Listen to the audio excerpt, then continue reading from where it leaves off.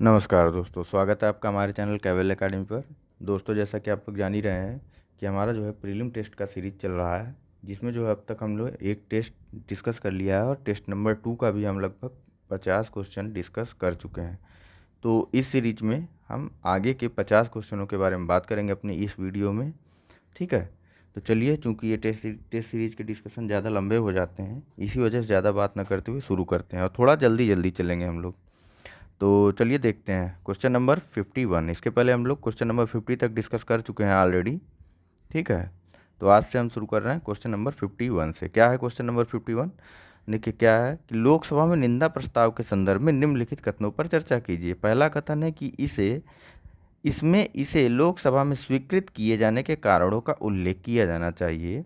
दूसरा कथन है कि इसे केवल किसी मंत्री के विरुद्ध ही लाया जा सकता है। तो नीचे कुछ कूट दिए हुए हैं, इनमें से आपको आंसर स्वयं चुनना है। तो चुनिए और बताइए। मैं सही आंसर बताता हूँ। इसका सही आंसर है केवल एक, यानी कि निंदा प्रस्ताव में लोकसभा में इसको स्वीकृत किए जाने के कारणों का उल्लेख भी किया जाना चाहिए। तो सबसे पहले जान लेते हैं निंदा का मतलब क्या होता है। देखिए, निंदा प्रस्ताव की विशेषता क्या क्या होती है। देखिए, इसमें जो है लोकसभा में स्वीकृत किए जाने के कारणों का उल्लेख किया जाना चाहिए, जैसा कि यहाँ पे डिस्कस कर दिए हैं, बताया गया है। साथ ही साथ इसमें किसी मंत्री अथवा मंत्रियों के समूह या संपूर्ण मंत्रिपरिषद के विरुद्ध भी इसे लाया जा सकता है। ठीक, किसी व्यक्ति या तो किसी मंत्री के विरुद्ध, सिंगल मंत्री के विरुद्ध, ठीक, अथवा मंत्रियों के समूह, ग्रुप ऑफ मिनिस्टर्स के लिए विरुद्ध, ठीक, अथवा पूरे मंत्रिमंडल के लिए भी लाया जा सकता है। ठीक, तो दूसरा कथन इसी आधार पर गलत हो जाता है, क्योंकि इसमें कहा गया कि इसमें केवल किसी मंत्री के विरुद्ध, इसे जो है केवल किसी मंत्री के विरुद्ध लाया जा सकता है, यह कहा गया दूसरे कथन में। तो इस वजह से यह गलत हो गया, क्योंकि इसे केवल एक मंत्री के लिए नहीं, एक मंत्री के लिए भी, यानी कि मिनिस्टर, यहाँ एक का मतलब ग्रुप ऑफ मिनिस्टर, और साथ ही साथ संपूर्ण मंत्रिमंडल यानी कि कैबिनेट के लिए भी लाया जा सकता है। ठीक, और क्या है, तो देखिए, यह जो है मंत्रिपरिषद की कुछ नीतियों या कार्यों के विरुद्ध निंदा करने हेतु लाया जा सकता है। और सबसे महत्वपूर्ण चीज, अगर निंदा प्रस्ताव पारित हो जाता है तो क्या मंत्रिपरिषद को इस्तीफा देना पड़ेगा? नहीं, निंदा प्रस्ताव को पारित हो जाने के बाद भी मंत्रिपरिषद पहले की तरह बनी रहेगी। इसे त्याग पत्र या इस्तीफा नहीं देना पड़ेगा, मतलब सरकार पर इसका कोई प्रभाव नहीं पड़ेगा सिवाय मॉरल इफेक्ट के। ठीक, तो चलिए चलते हैं नेक्स्ट क्वेश्चन की तरफ। नेक्स्ट क्वेश्चन हमारा क्वेश्चन नंबर 52 का ये कहता है कि विचारधाराओं के आधार पर राजनीतिक दलों के वर्गीकरण के संदर्भ में निम्नलिखित कथनों में से कौन सा उदारवादी दलों का उपयुक्त वर्णन कर रहा है। ठीक है, पहला कथन है कि ऐसे दल जो, मतलब यहाँ पूछना चाह रहा है कि ये जो कुछ कथन दिए हुए हैं, इसमें उदारवादी दल की परिभाषा किसमें दी हुई है। सिंपल सा, ऐसे आप समझिए। तो अब देखिए, ऐसे दल जो पुराने सामाजिक, आर्थिक और राजनीतिक संस्थानों को पुनः स्थापित करना चाहते हैं। बी कथन है कि ऐसे दल जो यथास्थिति में विश्वास करते हैं। सी कथन है कि ऐसे दल जिनका लक्ष्य विद्यमान संस्थाओं में सुधार करना है। डी कथन है कि ऐसे दल जिनका उद्देश्य विद्यमान व्यवस्थाओं को समाप्त करके एक नई व्यवस्था स्थापित करना है।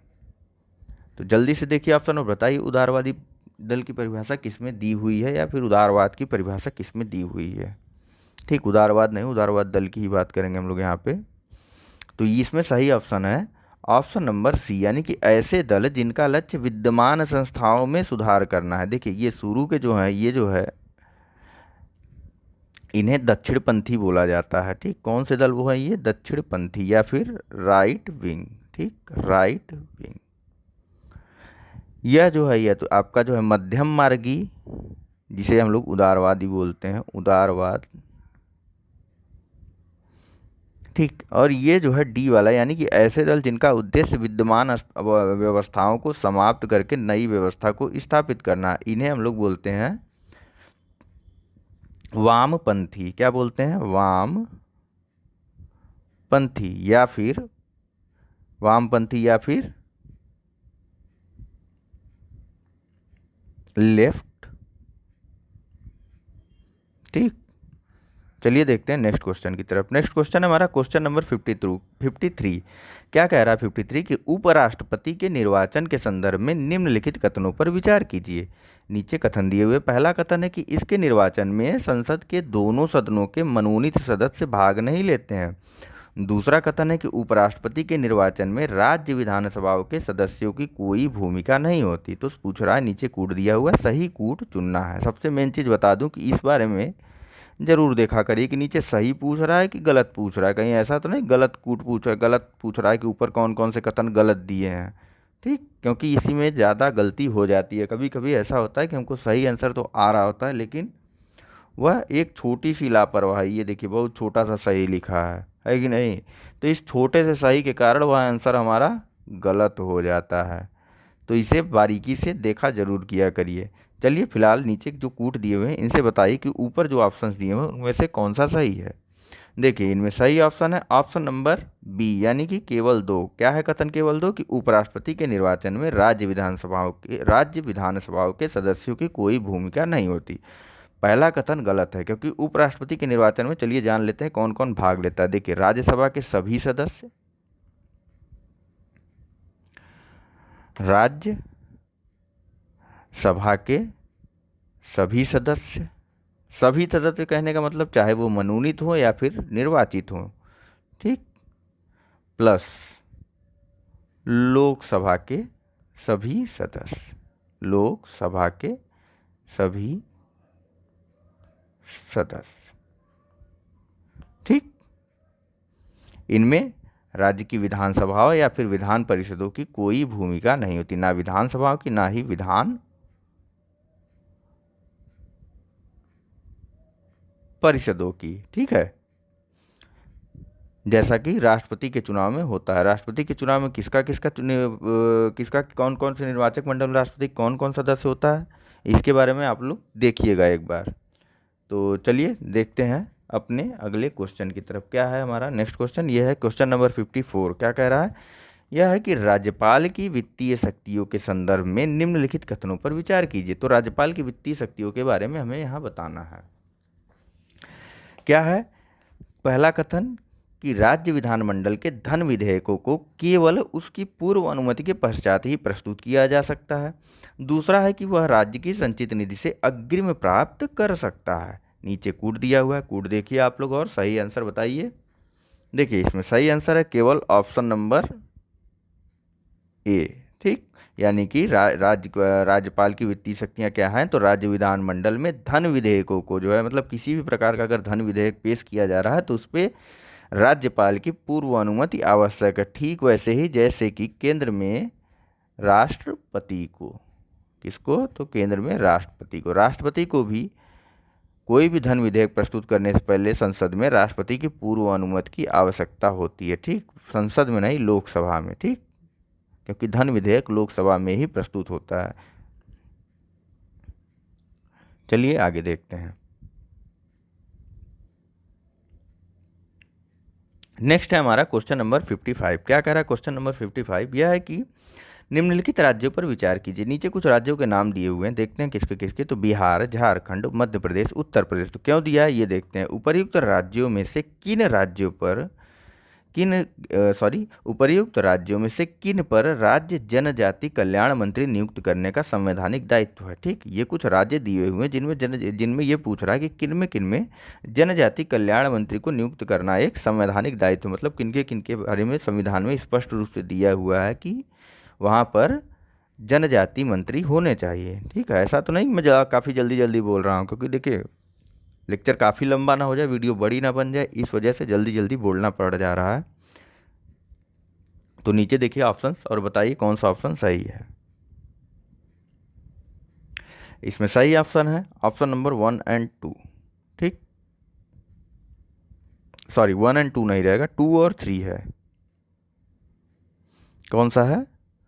तो 2 और 3 यही होता है। देखिए बीच में बात किए, माइंड इधर से उधर हुआ और ऑप्शन आंसर हमारा गड़बड़ हो गया। ऐसा आपको एग्ज़ाम पीरियड में नहीं करना। अभी तो हम लोग प्रैक्टिस कर रहे हैं, एग्ज़ाम पीरियड में टोटल सिर्फ और सिर्फ अपने पेपर पर ही ध्यान दीजिए भाई। जब तक अपना ना हो तब तक सर उठाइए ही मत। चलिए आगे देखते हैं। दो और तीन क्या क्या है, पहले इस क्वेश्चन के बारे में तो जान लें। 2 और 3 क्या क्या है, यानी कि झारखंड और मध्य प्रदेश। बस क्या झारखंड और मध्य प्रदेश में जनजाति कल्याण मंत्री रखे जाएंगे? नहीं भैया, संविधान में जो है झारखंड, मध्य प्रदेश, छत्तीसगढ़, कहाँ कहाँ, छत्तीसगढ़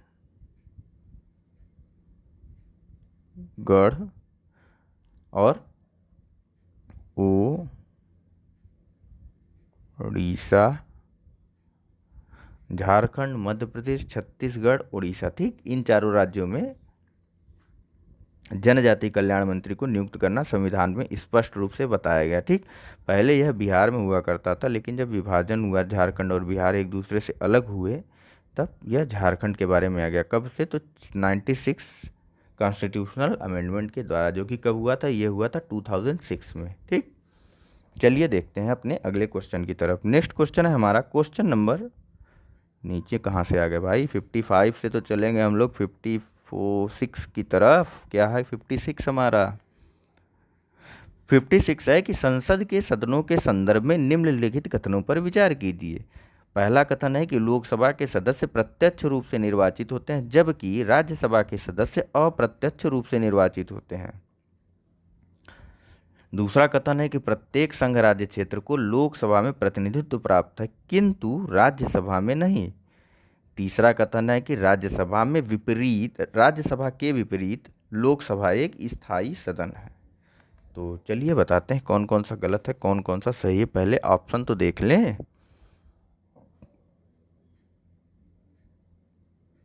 पूछा क्या है, कौन कौन सा सही है, ये पूछा है। ठीक, चलिए अब देखिए फिर से ऑप्शन आप लोग। इसमें सही है ऑप्शन नंबर बी, यानी कि 1 और 2। क्या है 1 और 2 में? तो लोकसभा के सदस्य जो है प्रत्यक्ष रूप से निर्वाचित होते हैं। सही बात है, पता है हम सबको कि हम चुनाव में वोट देने जाते हैं। ठीक, जबकि राज्यसभा के सदस्यों के जब चुनाव होता है, हम कहाँ वोट देने जाते हैं?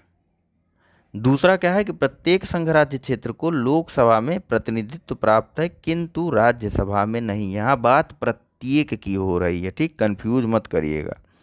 तो प्रत्येक संघ राज्य क्षेत्र को लोकसभा में प्रतिनिधित्व प्राप्त है, राज्यसभा में क्यों नहीं? तो राज्यसभा का चुनाव कैसे होता है, पहले हम लोग इसे जानते हैं। राज्यसभा का चुनाव जो है यह अप्रत्यक्ष तरीके से होता है, यानी कि राज्यों की विधानसभाओं से राज्यों की विधानसभाओं के सदस्य जो है इनको चुनते हैं। किसको? तो राज्यसभा के सदस्यों को चुना जाता है। ठीक, तो फिर भैया वहीं से ना चुने जाएंगे जहाँ जहाँ पर विधानसभाएं होंगी। तो संघ शासित प्रदेशों में तो सिर्फ दिल्ली और पुडुचेरी में ही विधानसभाएं हैं, दिल्ली और पुडुचेरी में ही विधानसभाएं हैं फिलहाल। अब तो जम्मू कश्मीर में भी हो गया है। ठीक है, अभी आगे इसके बारे में बात की जाएगी। करंट में इसके बारे में विस्तार से चर्चा की गई है, वहाँ पे देखिएगा ज़रूर। ठीक है, तो जो दिल्ली और पुडुचेरी के लोग हैं, वो दिल्ली और पुडुचेरी के सांसद चुनेंगे, बाकी जगहों पर, बाकी और चंडीगढ़ में नहीं है। बाकी तो कितने संघ शासित प्रदेश है, वहाँ विधानसभा है ही नहीं, तब वहाँ के लोग कहाँ चुनेंगे? तो इसलिए राज्यसभा में उन सबको प्रतिनिधित्व नहीं प्राप्त है। चलिए आगे क्या है, तो राज्यसभा के विपरीत लोकसभा कहाँ से स्थायी सदन हो जाएगी? स्थायी सदन तो राज्यसभा है। गठन कब हुआ था राज्यसभा का? गठन कब हुआ था बताइए? इसका पहली बार गठन 1952 में हुआ था, और इसके जो है 1/3 सदस्य कितने बताइए? इसके 1/3 सदस्य प्रत्येक 2 वर्ष पे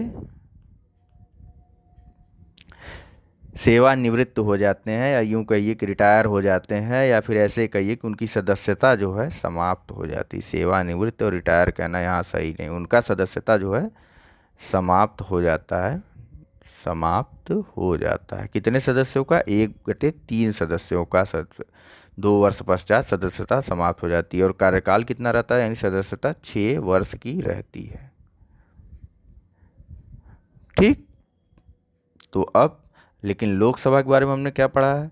लोकसभा में तो प्रत्येक 5 साल बाद चुनाव होता है, यानी कि प्रत्येक 5 साल बाद उसके जितने सदस्य होते हैं उनको सब पुनः जो है चुनाव लड़ना पड़ता है, उन सब की सदस्यता स्वयं समाप्त हो जाती है। एक साथ, यानी कि लोकसभा कहा क्या जाता है इसको कि लोकसभा विघटित हो गई। ठीक, चलिए चलते हैं नेक्स्ट क्वेश्चन की तरफ। नेक्स्ट क्वेश्चन हमारा क्वेश्चन नंबर 57 क्या है, तो पूछा जा रहा है कि निम्नलिखित में से कौन सी शक्तियां लोकसभा अध्यक्ष को प्राप्त होती हैं किंतु राज्यसभा के सभापति को नहीं। चलिए देखते हैं। देखिए, कोई विधेयक धन विधेयक है या नहीं इसका विनिश्चय करने की शक्ति, और दूसरा कथन संसद के दोनों सदनों के संयुक्त बैठक की अध्यक्षता करने की शक्ति। तो नीचे कूट दिया हुआ है, देखिए उसको क्या है।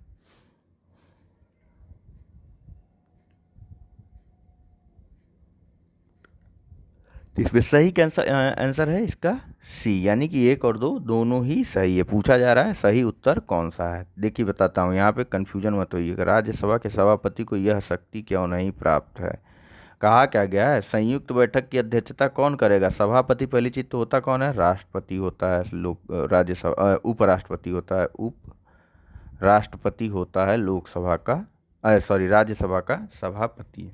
ठीक है, तो लोकसभा अध्यक्ष के बारे में बात हो रही कि लोकसभा अध्यक्ष को कौन सी ऐसी शक्तियाँ, लोकसभा अध्यक्ष को वे शक्तियाँ तो प्राप्त है लेकिन राज्यसभा के सभापति को नहीं। पहली चीज, धन विधेयक तो जो है लोकसभा में ही प्रस्तुत होता है, तो इसके बारे में निर्णय करने की शक्ति लोकसभा अध्यक्ष को ही पास होती है। और लोकसभा अध्यक्ष का निर्णय इस बारे में अंतिम होता है। इसको किसी न्यायालय द्वारा भी न्यायालय द्वारा भी विचार नहीं किया जा सकता इसके बारे में। ठीक है, कि उसने किस तरीके से कैसे यह विनिश्चय किया। ठीक, इसका ही निर्णय अंतिम होता है कि वह विधेयक धन विधेयक होगा या नहीं होगा। दूसरा कथन है कि संसद के दोनों सदनों की संयुक्त बैठक। तो पढ़ा हमने है कि लोकसभा का राज्यसभा के सभापति भी तो इसकी अध्यक्षता करते नहीं, सभापति हमने नहीं पढ़ा। हमने पढ़ा है कि अगर लोकसभा का अध्यक्ष होगा तो वह इसका अध्यक्षता करेगा। ठीक, इसके अलावा राज्यसभा का उपसभापति करेगा, राज्यसभा का उपसभापति करेगा अगर यह अनुपस्थित होगा। कौन, लोकसभा का अध्यक्ष अगर अनुपस्थित होगा तो राज्यसभा का उपसभापति उसकी अध्यक्षता करेगा। ठीक है, चलिए इसके बारे में अभी और देखा जाएगा बाद में। नेक्स्ट देखते हैं हमारा अगला क्वेश्चन क्या है। अगला क्वेश्चन है हमारा कि 50 नंबर है क्वेश्चन नंबर कि भारत में संसदीय कार्यवाही के शून्यकाल के संदर्भ में निम्नलिखित कथनों पर विचार कीजिए। यह है कि पहला कथन, यह प्रक्रिया के नियमों के अंतर्गत एक साधन है जिसमें बिना किसी पूर्व सूचना के मामलों को उठाया जा सकता है। दूसरा कथन है कि प्रत्येक संसदीय बैठक का पहला घंटा होता है। यह जो है प्रत्येक संसदीय बैठक का, यानी कि शून्यकाल के बारे में बात हो रही है कि शून्यकाल प्रत्येक संसदीय बैठक का पहला घंटा होता है और यह व्यवस्था संसद के दोनों सदनों के लिए उपलब्ध है। तो अब पूछ रहा है कौन कौन सा सही है और कौन कौन सा गलत है।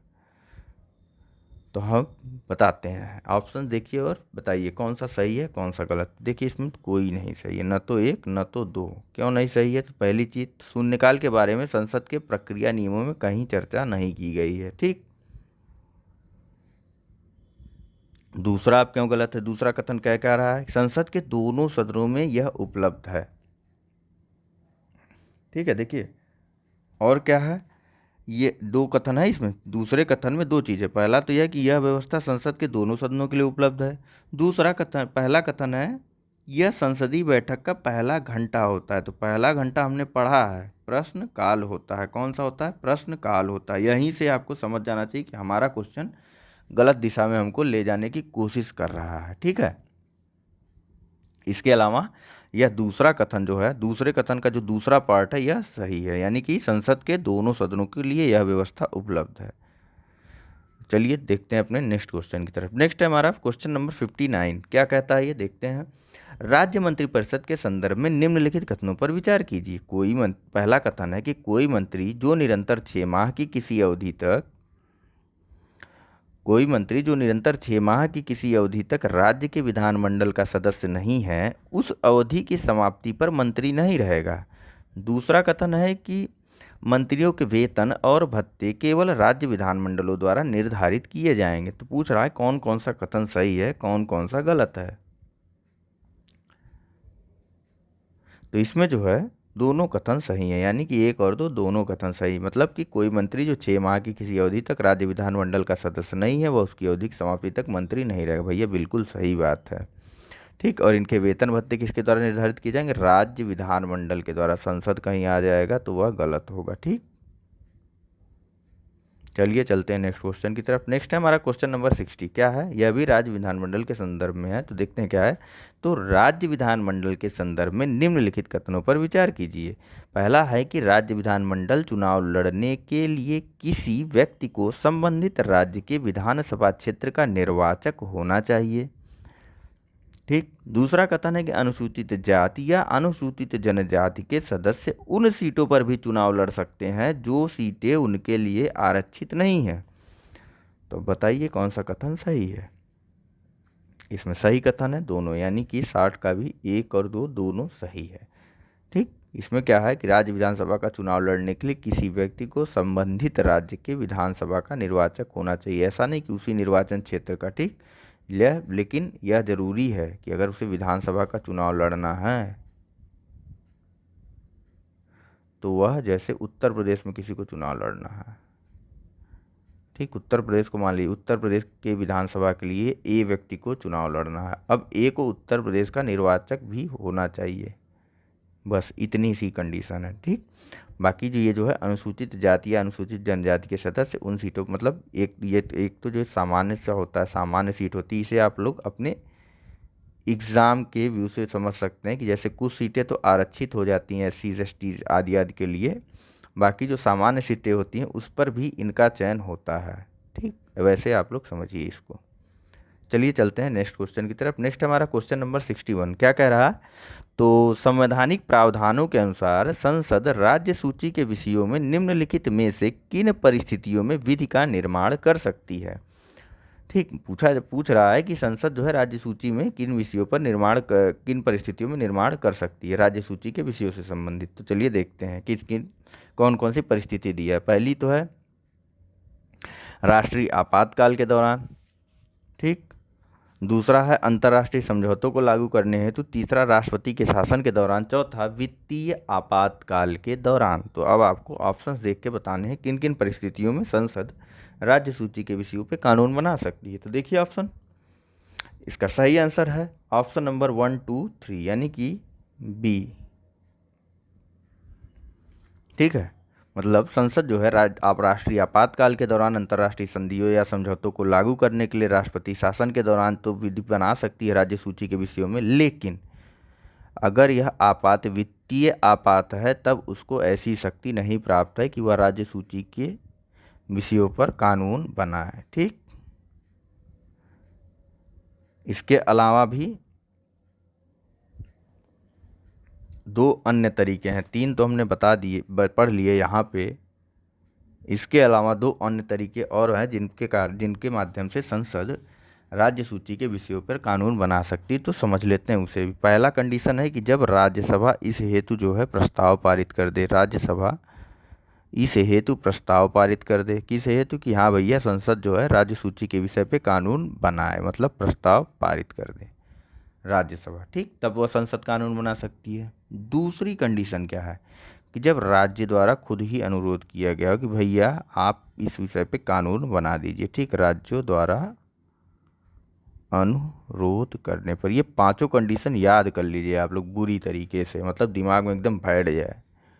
ठीक, अगर कहीं आए तो मतलब 1 सेकंड लगे, आप इसको सॉल्व करिए और निकल जाइए वहाँ से। चलिए चलते हैं अपने अगले क्वेश्चन की तरफ। परेशान ना होइए, बोर ना होइए, पूरा पेपर बड़े मज़े मज़े से करेंगे हम लोग।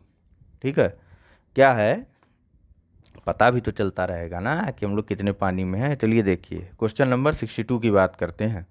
निम्नलिखित कथनों पर विचार कीजिए। पहला कथन है कि कोई व्यक्ति कितनी ही बार राष्ट्रपति पद पर निर्वाचित हो सकता है। दूसरा कथन है कि यदि राष्ट्रपति का पद त्यागपत्र, पदच्युति, मृत्यु या अन्य किसी कारणों से रिक्त हो जाता है तो इस रिक्ति को भरने के लिए निर्वाचन का आयोजन 3 माह की अवधि के भीतर किया जाएगा। तो अब नीचे कुछ कूट दिए हुए हैं, इनको आपको देखना है और सही ऑप्शन बताना है। तो इसका सही ऑप्शन है ऑप्शन नंबर ए, यानी कि केवल एक। गलती कहाँ हुई है इसमें, यहाँ अगर 6 माह होता तो यह सही था, कितना, 6 माह अगर होता। ठीक, चलिए चलते हैं नेक्स्ट क्वेश्चन की तरफ। यह भारत में होता है कि कोई व्यक्ति कितनी बार भी राष्ट्रपति बन सकता है। अन्य देशों में कुछ कुछ किसी किसी देश में इसमें प्रावधान भी लागू है, यानी सीमाएं आरोपित की गई हैं कि भैया तुम 2 वर्ष या 1 वर्ष या 3 वर्ष। ठीक, चलिए देखते हैं नेक्स्ट। नेक्स्ट है कि निम्नलिखित में से किन विषयों पर, यानी 63 क्वेश्चन नंबर है, कि निम्नलिखित में से किन विषयों, देखिए क्वेश्चन आसान है, बस जरा सा ध्यान देना है। बाकी बहुत पढ़े हैं हम लोग, पूरा साल भर पढ़े हैं, तब जाके ये टेस्ट सीरीज के चक्कर में आए हैं। चलिए देखिए कि निम्नलिखित में से किन विषयों पर केंद्र को राज्यों को उनकी कार्यकारी शक्ति के उपयोग के संबंध में निर्देश देने का अधिकार प्राप्त है। पहला कथन है कि राज्य के भीतर रेलवे की सुरक्षा के लिए किए जाने वाले उपायों पर। दूसरा कथन है कि संसद द्वारा निर्मित विधानों का अनुपालन सुनिश्चित करने पर। तीसरा कथन है कि राज्य में अनुसूचित जनजातियों के कल्याण के लिए निर्दिष्ट योजनाओं के निर्माण एवं क्रियान्वयन पर। तो बताइए कौन सा सही है, किन किन मामलों पर संसद जो कार्यकारी आदेश दे सकती है सरकार।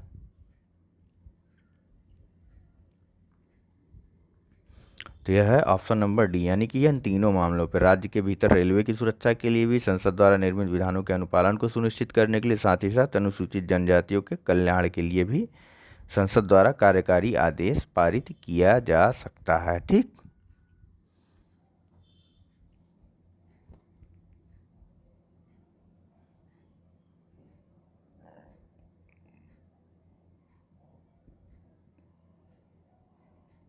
चलिए चलते हैं नेक्स्ट क्वेश्चन की तरफ। नेक्स्ट क्या है,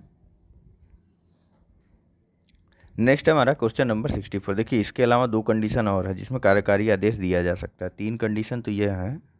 ठीक, दूसरा है कि राज्यों द्वारा जो है संचार के साधनों, यानी कि जो संचार के साधन राज्यों के अंदर होते हैं, जैसे कि राष्ट्र जो और वे राष्ट्रीय या सैन्य महत्व के होते हैं, तो उनके निर्माण और उनके रख रखाव के लिए भी केंद्र द्वारा कार्यकारी आदेश जारी किया जा सकता है। ठीक, दूसरा कौन सा है फिर, दूसरा है प्राथमिक शिक्षा के स्तर पर राज्य से संबंधित भाषाई अल्पसंख्यक समूहों के बच्चों के लिए मातृभाषा में, कितने, तो मातृभाषा में शिक्षा के लिए पर्याप्त सुविधाओं का प्रावधान। बाकी 3 कंडीशन यहाँ पे दिए हुए हैं। ठीक, 2 कंडीशन ये है, एक तो राज्य में संचार के साधनों का निर्माण और उनके रखरखाव के लिए, और दूसरी मातृभाषा में अनुसूचित जातियों या अनुसूचित जातियों नहीं, अल्पसंख्यक समूहों के बच्चों के लिए मातृभाषा में शिक्षा के लिए सुविधा प्रदान करनी है। तो ठीक, चलिए अब चलते हैं नेक्स्ट क्वेश्चन की तरफ। नेक्स्ट है हमारा 64। क्या कह रहा है कि निजी विधेयकों के संदर्भ में निम्नलिखित कथनों पर विचार कीजिए। पहला कथन है कि यह सत्तासीन दल के सदस्यों के अतिरिक्त अन्य संसदीय सदस्यों द्वारा प्रस्तुत विधेयक को संदर्भित करता है। दूसरा कि संसद में प्रस्तुत किया जाने वाला कोई भी विधेयक निजी विधेयक है या नहीं, इसका निर्धारण भारत के राष्ट्रपति द्वारा किया जाता है।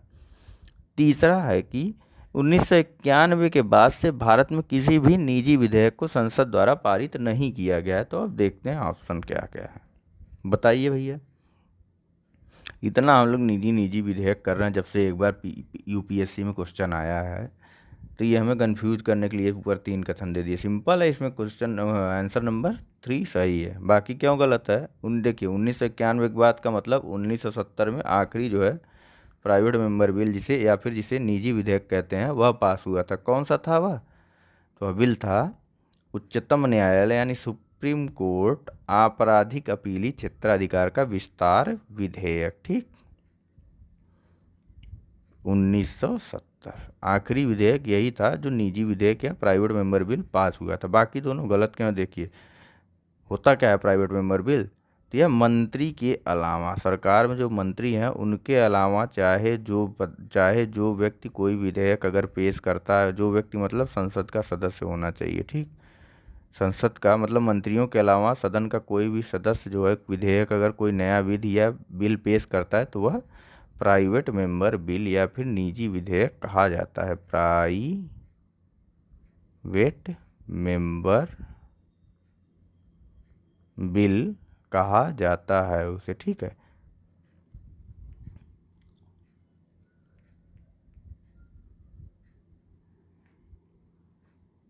और इसके बारे में एक चीज़ है कि कोई भी प्राइवेट मेंबर बिल पेश करने से पहले जो है लोकसभा अध्यक्ष को 1 माह का नोटिस देना भी अनिवार्य है, ठीक। मतलब 1 माह पहले उसे बता देना चाहिए। लोकसभा अध्यक्ष में बोलने का मतलब यहाँ है कि सदन, यानी कि जब लोकसभा में ही थोड़ी नहीं, तो राज्यसभा में पेश होता है, तो लोकसभा क्यों भाई, सदन में, यानी जिस सदन में उसे पेश करना हो, राज्यसभा में पेश करना तो राज्यसभा में राज्यसभा को, और लोकसभा में पेश करना तो लोकसभा को, इस संबंध में 1 महीने पूर्व ही सूचना दे देनी चाहिए कि हाँ भैया हम एक ऐसा प्राइवेट मेंबर बिल लाना चाह रहे हैं, ठीक है।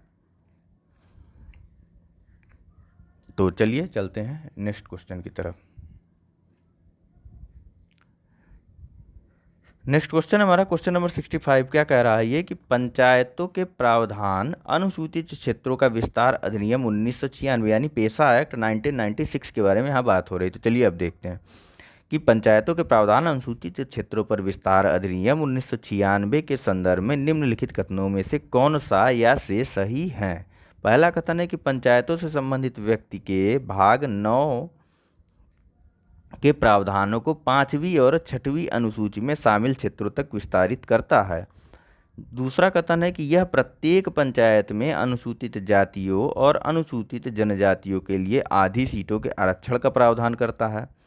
तीसरा कथन है कि यह राज्य सरकार को उन अनुसूचित जनजातियों को नामित करने का अधिकार प्रदान करता है जिन्हें जिला स्तर पर कोई प्रतिनिधित्व नहीं प्राप्त है। तो अब नीचे कुछ कोड दिए हुए हैं, इनसे आपको देख के आंसर बताना है।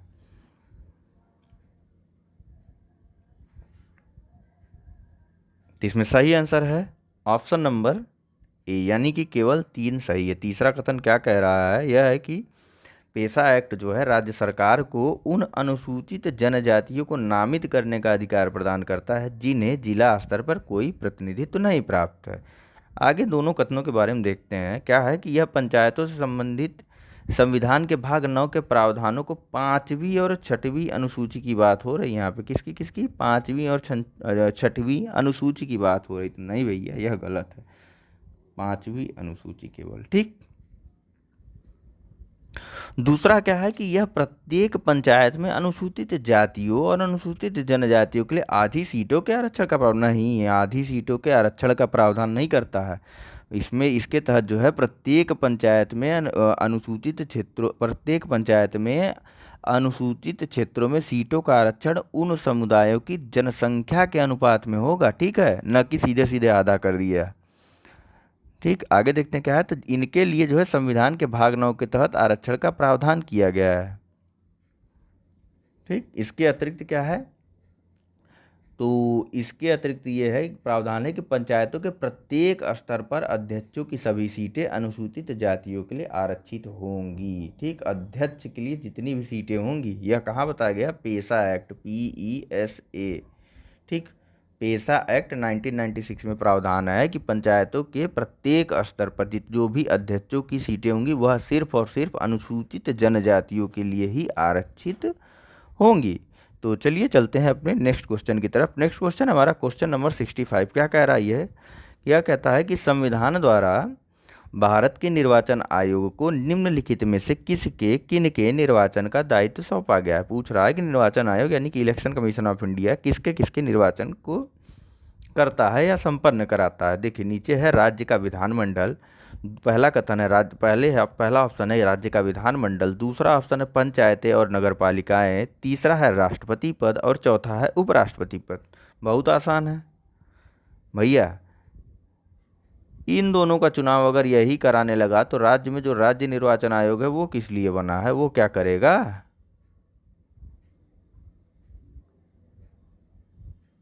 हैं? तो कौन सा गलत है, ऑप्शन नंबर 2 गलत हो गया। अब पहले में क्या बात कर रहा है, पहले में राज्य विधानमंडल, तीसरे में राष्ट्रपति, चौथे में उपराष्ट्रपति, यानी ये तीनों कहाँ पे हैं, ये तीनों ऑप्शन नंबर डी यानी कि 1, 3 और 4 सही है, ठीक। यहाँ पे जो है पंचायतों को चुनाव कराने के लिए जो SEC है यानी कि स्टेट इलेक्शन कमीशन है, वो किस आर्टिकल में दिया गया है, इसके बारे में आर्टिकल 243 के में दिया गया है। और नगर पालिका के चुनाव के लिए कराने के लिए जो है स्टेट इलेक्शन कमीशन है, उसके बारे में प्रावधान कहाँ किया गया है, उसके बारे में प्रावधान किया गया है आर्टिकल नंबर 243 या क। ठीक, चलिए देखते हैं नेक्स्ट। नेक्स्ट है हमारा क्वेश्चन नंबर 67। क्या कह रहा है कि केंद्रीय बजट के संदर्भ में केंद्रीय बजट के समय प्रस्तुत किए जाने वाले वित्त विधेयक के संबंध में निम्नलिखित कथनों पर विचार कीजिए, यह पूछ रहा है। तो देखते हैं पहला कथन क्या है। यह लोकसभा द्वारा स्वीकृत अनुदानों और कराधान प्रस्तावों से संबंधित होता है। ठीक। दूसरा है कि इस पर धन विधेयक की सभी शर्तें लागू होती हैं। तीसरा कथन है कि इसके प्रारंभ के 75 दिनों के भीतर इसे संसद द्वारा पारित और राष्ट्रपति द्वारा स्वीकृत हो जाना चाहिए। तो बताइए कौन सा सही है। इसमें सही है केवल ऑप्शन नंबर बी, यानी कि 2 और 3 सही है।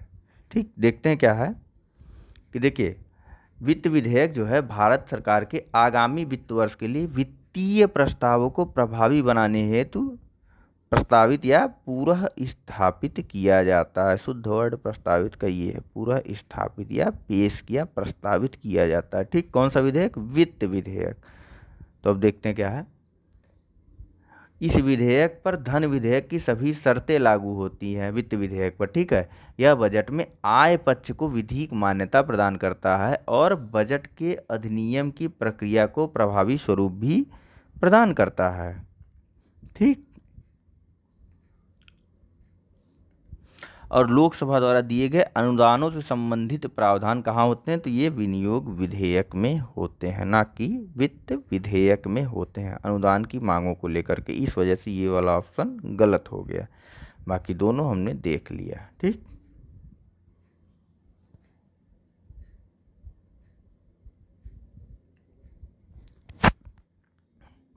वित्त विधेयक को कितने दिन के अंदर पास होना चाहिए संसद से? तो यह 75 दिन के अंदर पारित हो जाना चाहिए। चलिए चलते हैं नेक्स्ट क्वेश्चन की तरफ। नेक्स्ट क्वेश्चन है हमारा क्वेश्चन नंबर 68। क्या कह रहा है ये? तो देखते हैं। देखिए, भारत में शहरी स्थानीय निकायों के क्रमिक विकास के संदर्भ में निम्नलिखित कथनों को सही कालानुक्रम में व्यवस्थित कीजिए। ठीक, कुछ क्रम दिए, कुछ कथन दिए हुए हैं, इनको जो है इनके काल के अनुसार, मतलब समय के अनुसार निर्धारित करना है कि पहले कौन सा और बाद में कौन सा हुआ। तो चलिए देखते हैं पहला क्या है। पहला है लॉर्ड मेयो का वित्तीय विकेंद्रीकरण संबंधी प्रस्ताव। दूसरा है विकेंद्रीकरण पर रॉयल कमीशन की नियुक्ति। तीसरा है भारत के मद्रास में प्रथम नगर निगम की स्थापना। और चौथा है स्थानीय स्वशासन को एक प्रांतीय विषय घोषित किया जाना। तो अब बताइए नीचे जो कथन दिए हुए हैं कौन कौन सा सही ऑर्डर क्या है इनका, पहले कौन सा हुआ बाद में कौन सा हुआ। तो सही ऑर्डर इसका है, देखिए ऐसे। पहला कथन क्या है? पहले देखिए, भारत में मद्रास में नगर निगम की स्थापना कब हुई थी? ये हुई थी, ठीक है दोस्तों, कहाँ पे थे हम लोग? असल में दरअसल वीडियो थोड़ी सी डिस्टर्ब हो गई थी। तो हाँ, हम लोग बात कर रहे थे मद्रास में जो है प्रथम नगर निगम की स्थापना कब हुई थी? तो यह हुई थी भैया 1687-88 में। ठीक, इसके बाद लॉर्ड मेयो ने जो है 1726 में बॉम्बे और कलकत्ता में भी नगर निगम की स्थापना हो गई थी। ठीक है, इसके बाद लॉर्ड मेयो ने जो है 1870 में, कब? तो 1870 में वित्तीय विकेंद्रीकरण का प्रस्ताव प्रस्तुत किया था। साथ ही साथ एक और चीज़ जानते चलिए कि 1882 में जो है लॉर्ड रिपन ने जो प्रस्ताव पेश किया था स्थानीय स्वशासन को लेकर के, उसे मैग्ना कार्टा कहा जाता है। ठीक है, स्थानीय स्वशासन का मैग्ना कार्टा कहा जाता है। इसके अलावा लॉर्ड रिपन को ही भारत में स्थानीय स्वशासन का जनक कहा जाता है। ठीक, तो चलिए अब रॉयल कमीशन की बात करते हैं। तो रॉयल कमीशन कब आया था? तो इसकी नियुक्ति की गई थी 1907 में। कब? तो 1907 में विकेंद्रीकरण पर रॉयल कमीशन की नियुक्ति की गई थी। इसके अध्यक्ष कौन थे? तो इसके अध्यक्ष थे हॉब्स हाउस। ठीक है, ये चीज़ें जानना बहुत ज़रूरी रहती हैं। ठीक है, हॉब्स हाउस इसके अध्यक्ष थे। ठीक है, इसके अलावा बात आती स्थानीय स्वशासन को एक प्रांतीय विषय कब घोषित किया गया था? तो स्थानीय स्वशासन को एक प्रांतीय विषय जो है भारत शासन अधिनियम 1935 के द्वारा घोषित किया गया था। ठीक है, ठीक है, सबसे पहले तो देखिए ये कई चरणों में हुआ था। पहले सबसे पहले भारत शासन अधिनियम 1919 के द्वारा प्रांतों में लागू की गई द्वैध शासन योजना के अंतर्गत स्थानीय स्वशासन को उत्तरदायी भारतीय मंत्री के अधीन जो है एक हस्तांतरित विषय बनाया गया था। फिर जो है 1924 में केंद्रीय विधायिका द्वारा छावनी अधिनियम को पारित किया गया। फिर 1935 में जाकर के 1935 द्वारा जो है क्या किया गया था, प्रांतीय स्वायत्तता योजना के अंतर्गत स्थानीय स्वशासन को एक प्रांतीय विषय घोषित कर दिया गया था। प्रांतीय विषय की बात की गई, ठीक, 1935 में। तो अब ऑर्डर लगाइए आप लोग। अब तो भैया अब तो एकदम आसान है भाई। पहले 3 आएगा, ठीक, उसके बाद 1 आएगा, उसके बाद 2 आएगा, उसके बाद 4 आएगा। तो देख लेते हैं, 3 1 2 4 यहाँ दिया है, तो ऑप्शन नंबर सी हमारा सही है। चलिए देखते हैं नेक्स्ट क्वेश्चन की तरफ। नेक्स्ट क्वेश्चन है क्वेश्चन नंबर 69। क्या कह रहा है कि अभिलेख न्यायालय के रूप में उच्च न्यायालय में निम्नलिखित में से कौन सी शक्तियां निहित हैं। पहला कथन है कि उच्च न्यायालय के निर्णयों को विधिक दृष्टांतों और विधिक संदर्भों के रूप में मान्यता दी जाती है। दूसरा कथन है कि केवल उच्चतम न्यायालय को उच्च न्यायालय के निर्णय की समीक्षा और उसे संशोधित करने की शक्ति प्राप्त है। तीसरा कथन है कि इसे न्यायालय की अवमानना के लिए दंड देने की शक्ति प्राप्त है। ठीक है, अभिलेख न्यायालय की बात हो रही है। तो अब बताइए कौन कौन सा सही है, कौन कौन सा गलत है। तो इसमें सही ऑप्शन है ऑप्शन नंबर सी, यानी कि 1 और 3 सही है। ठीक, बी वाला गलत क्यों है? क्या है कि केवल उच्चतम न्यायालय को उच्च न्यायालयों के निर्णय की समीक्षा और उसे संशोधित करने का अधिकार प्राप्त है। नहीं, ऐसा नहीं है। ठीक, एक उच्च न्यायालय को अपने स्वयं के फैसले या आदेश या निर्णय की समीक्षा करने, उसे संशोधित करने की शक्ति प्राप्त होती है। ठीक, लेकिन यह जो है संविधान में नहीं दिया गया हो कि संविधान में स्पष्ट रूप से दिया हुआ, ऐसा संविधान में नहीं है। ठीक है, ऐसी संविधान में कोई विशेष शक्ति नहीं है। बाकी अभिलेख न्यायालय का अर्थ क्या होता है? अभिलेख न्यायालय में न्यायालय जो है दंड भी दे सकता है अपनी अवमानना के लिए किसी को, और इसके निर्णयों को किसी भी न्यायालय में उससे नीचे के जो अधीनस्थ न्यायालय होते हैं, ठीक है, जैसे उच्च न्यायालय की यहाँ बात की जा रही, तो हाई कोर्ट के नीचे जो जिले में न्यायालय होंगे, ठीक, यानी कि जो जिला कोर्ट्स वगैरह होंगी, वहाँ पर इसके निर्णयों को एक मान्य निर्णय की तरह देखा जाएगा, न कि इस पर सवाल किया जाएगा कि हाँ भैया वो हाई कोर्ट में बैठे थे, उनको समझ में नहीं आया, उन्होंने गलत कह दिया। नहीं, इन्होंने जो कहा वह आपके लिए तो सही ही सही है, भले से ये गलत कहें चाहे सही कहें, इन्होंने जो कहा वह आपके लिए सही है। ठीक है, इनके ऊपर जो सुप्रीम कोर्ट बैठा है वह इस चीज़ को भले गलत सही कर दे, लेकिन आपके लिए वह सही है। ठीक है, इसे ऐसे समझिए जैसे घर में दादाजी हों, फिर पिताजी हों, फिर आप हो। पिताजी जो कहेंगे वह आपके लिए तो सही ही सही होगा, ठीक है, गलत हो चाहे जो हो। यह दादाजी कर सकते हैं कि भैया हाँ ये चीज़ गलत है या ये चीज़ सही है, ऐसे ही इसे समझिए। चलिए चलते हैं नेक्स्ट क्वेश्चन की तरफ। नेक्स्ट क्वेश्चन हमारा क्वेश्चन नंबर 70। क्या कह रहा है कि राष्ट्रपति के पद के संदर्भ में निम्नलिखित कथनों पर विचार कीजिए। पहला कथन है कि उसके कार्यकाल के दौरान केवल उसके व्यक्तिगत कृत्यों के संबंध में आपराधिक कार्रवाई की जा सकती है। ठीक है, दूसरा कथन क्या कह रहा है? दूसरा कथन है कि उसके कार्यकाल के दौरान उसके विरुद्ध किसी भी प्रकार की सिविल कार्यवाही संस्थापित नहीं की जा सकती है। तो अब पूछता ये है हमसे कि कौन कौन सा सही है।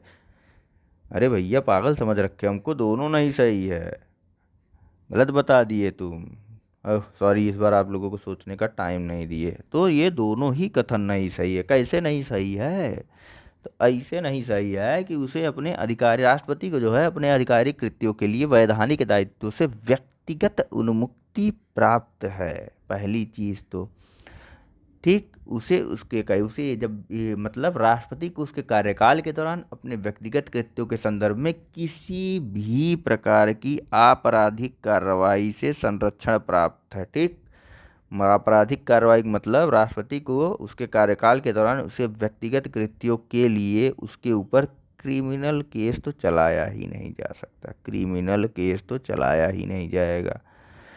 दूसरी चीज़, यहाँ सिविल कोर्ट के लिए मना कर दे रहा है। नहीं भैया, सिविल कार्रवाई उस पर की जा सकती है राष्ट्रपति पर, लेकिन इसके संबंध में एक कंडीशन है। क्या कंडीशन है? तो इसके लिए उसे 2 महीने पहले नोटिस देना अनिवार्य है। कितने महीने पहले? 2 महीने पहले आप उसको नोटिस दीजिए, फिर उसके व्यक्तिगत कृत्यों के लिए, ठीक है, व्यक्तिगत कृत्यों की बार बार बात हो रही है, उसके व्यक्तिगत कृत्यों के संबंध में सिविल कार्रवाई आप दायर कर दीजिए कोर्ट में। चलिए चलते हैं नेक्स्ट क्वेश्चन की तरफ। नेक्स्ट क्वेश्चन वीवीपैट के बारे में क्या है, तो voter verifiable paper audit trail के संदर्भ में निम्नलिखित कथनों में से कौन सा या से सही है। पहला है कि यह प्रणाली मतदाता को कागज की पर्ची के आधार पर अपने मत को प्रमाणित करने की अनुमति प्रदान करती है। दूसरा कथन है कि मतदान के समय मतदाता को एक पर्ची प्राप्त होगी जिसको सुरक्षित रखने का उत्तरदायित्व तो मतदाता को होगा। तीसरा है कि इसका प्रथम प्रयोग 2019 के लोकसभा चुनाव में किया गया था। अरे बड़ा पागल बना रहे हैं हम लोगों को। देखिए क्या है ऑप्शन, इसमें सही है केवल एक, यानी कि वीवीपैट क्या होता है, यह प्रणाली मतदाता को कागज की पर्ची के आधार पर अपने मत को प्रमाणित करने की अनुमति प्रदान करती। ठीक है, मतलब एक कागज की स्लिप आएगी, आप जैसे ही वोट दोगे वीवीपैट मशीन में एक ट्रांसपेरेंट ग्लास की स्क्रीन लगी होगी, जिससे ग्लास ज़रूरी नहीं, कुछ भी ट्रांसपेरेंट चीज़ें हो सकती है, ऐसे ही बोल रहा हूँ। एक ट्रांसपेरेंट जो है ग्लास लगा होगा, उसके पीछे एक पर्ची निकलेगी, वह पर्ची गिरेगी, उस पर्ची पे क्या लिखा होगा है, ये भी क्वेश्चन आ जाएगा। तो क्या करेंगे आप, सोचिए सोचिए। उस पर्ची पे उसने जिस प्रत्याशी को वोट दिया है, तो वह जिस क्रमांक संख्या पर है, यानी कि जिस नंबर पर उसका नाम लिखा हुआ है वोटर मशीन पे, ठीक वह क्रमांक संख्या होगी। उसके अलावा उसका चुनाव चिन्ह होगा। क्या होगा, तो चुनाव चिन्ह होगा। पर्ची की बात कर रहे हैं, पर्ची पे ये चीज़ें लिखेंगे, उसका चुनाव चिन्ह होगा। और क्या होगा, बस नहीं, और प्रत्याशी का नाम भी होगा, प्रत्याशी का नाम भी होगा। ठीक, मतलब प्रत्याशी का नाम, क्रमांक संख्या और बताइए, प्रत्याशी का नाम, क्रमांक संख्या और चुनाव चिन्ह। ठीक, ये तीनों चीज़ें इस पर्ची में होंगी, जो कि एक ट्रांसपेरेंट ग्लास के पीछे से होगी। यह सिर्फ 7 सेकंड के लिए आपको दिखेगी जब आप वोट देंगे, उसके बाद। ठीक, उसके बाद यह पर्ची नीचे रखे एक बॉक्स में चली जाएगी। नीचे रख के जिस बॉक्स में चली जाएगी वहाँ इसका कलेक्शन हो जाएगा। इसे लेकर के जो चुनाव अधिकारी चुनाव करा रहे हैं वो वापस चले जाएंगे, ये आपको नहीं मिलेगी। फिर अब देखिए, अब इतनी बातें करने के बाद ये तो पता ही चल गया कि ये उसको सुरक्षित रखने का उत्तरदायित्व तो हमारा है, ये नहीं है, ये हमें मिलेगी नहीं, तो सुरक्षित कहाँ से रखेंगे। प्रथम बार प्रयोग की बात हो रही, तो इसका प्रथम बार प्रयोग कब किया गया था। ठीक, लोकसभा चुनाव की अगर बात कर रहे हैं तो सबसे पहले 2014 के लोकसभा चुनाव में इसका प्रयोग किया गया था। क्या सभी जगहों पर किया गया था, नहीं, सिर्फ 8 चयनित संसदीय क्षेत्रों पर किया गया था। ठीक है, 8 सिलेक्टेड जो है एरिया में इसका प्रयोग किया गया था। किसका, तो वीवीपैट मशीन का।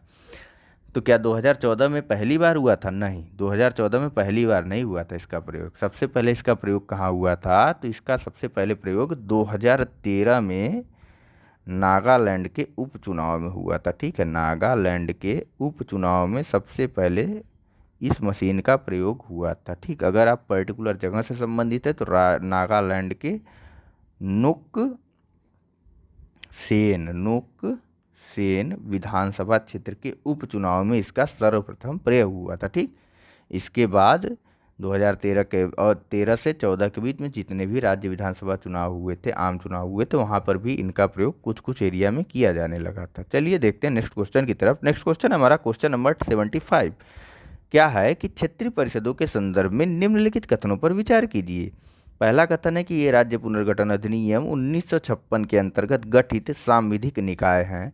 दूसरा क्वेश्चन है कि एक क्षेत्र के अंतर्गत शामिल राज्य के मुख्यमंत्री चक्रानुक्रम के आधार पर परिषद के अध्यक्ष के रूप में कार्य करते हैं। तो अब पूछ रहा है कौन कौन से कथन सही हैं, कौन कौन से कथन गलत हैं, तो बताइए। हम लोग सही चल रहे हैं,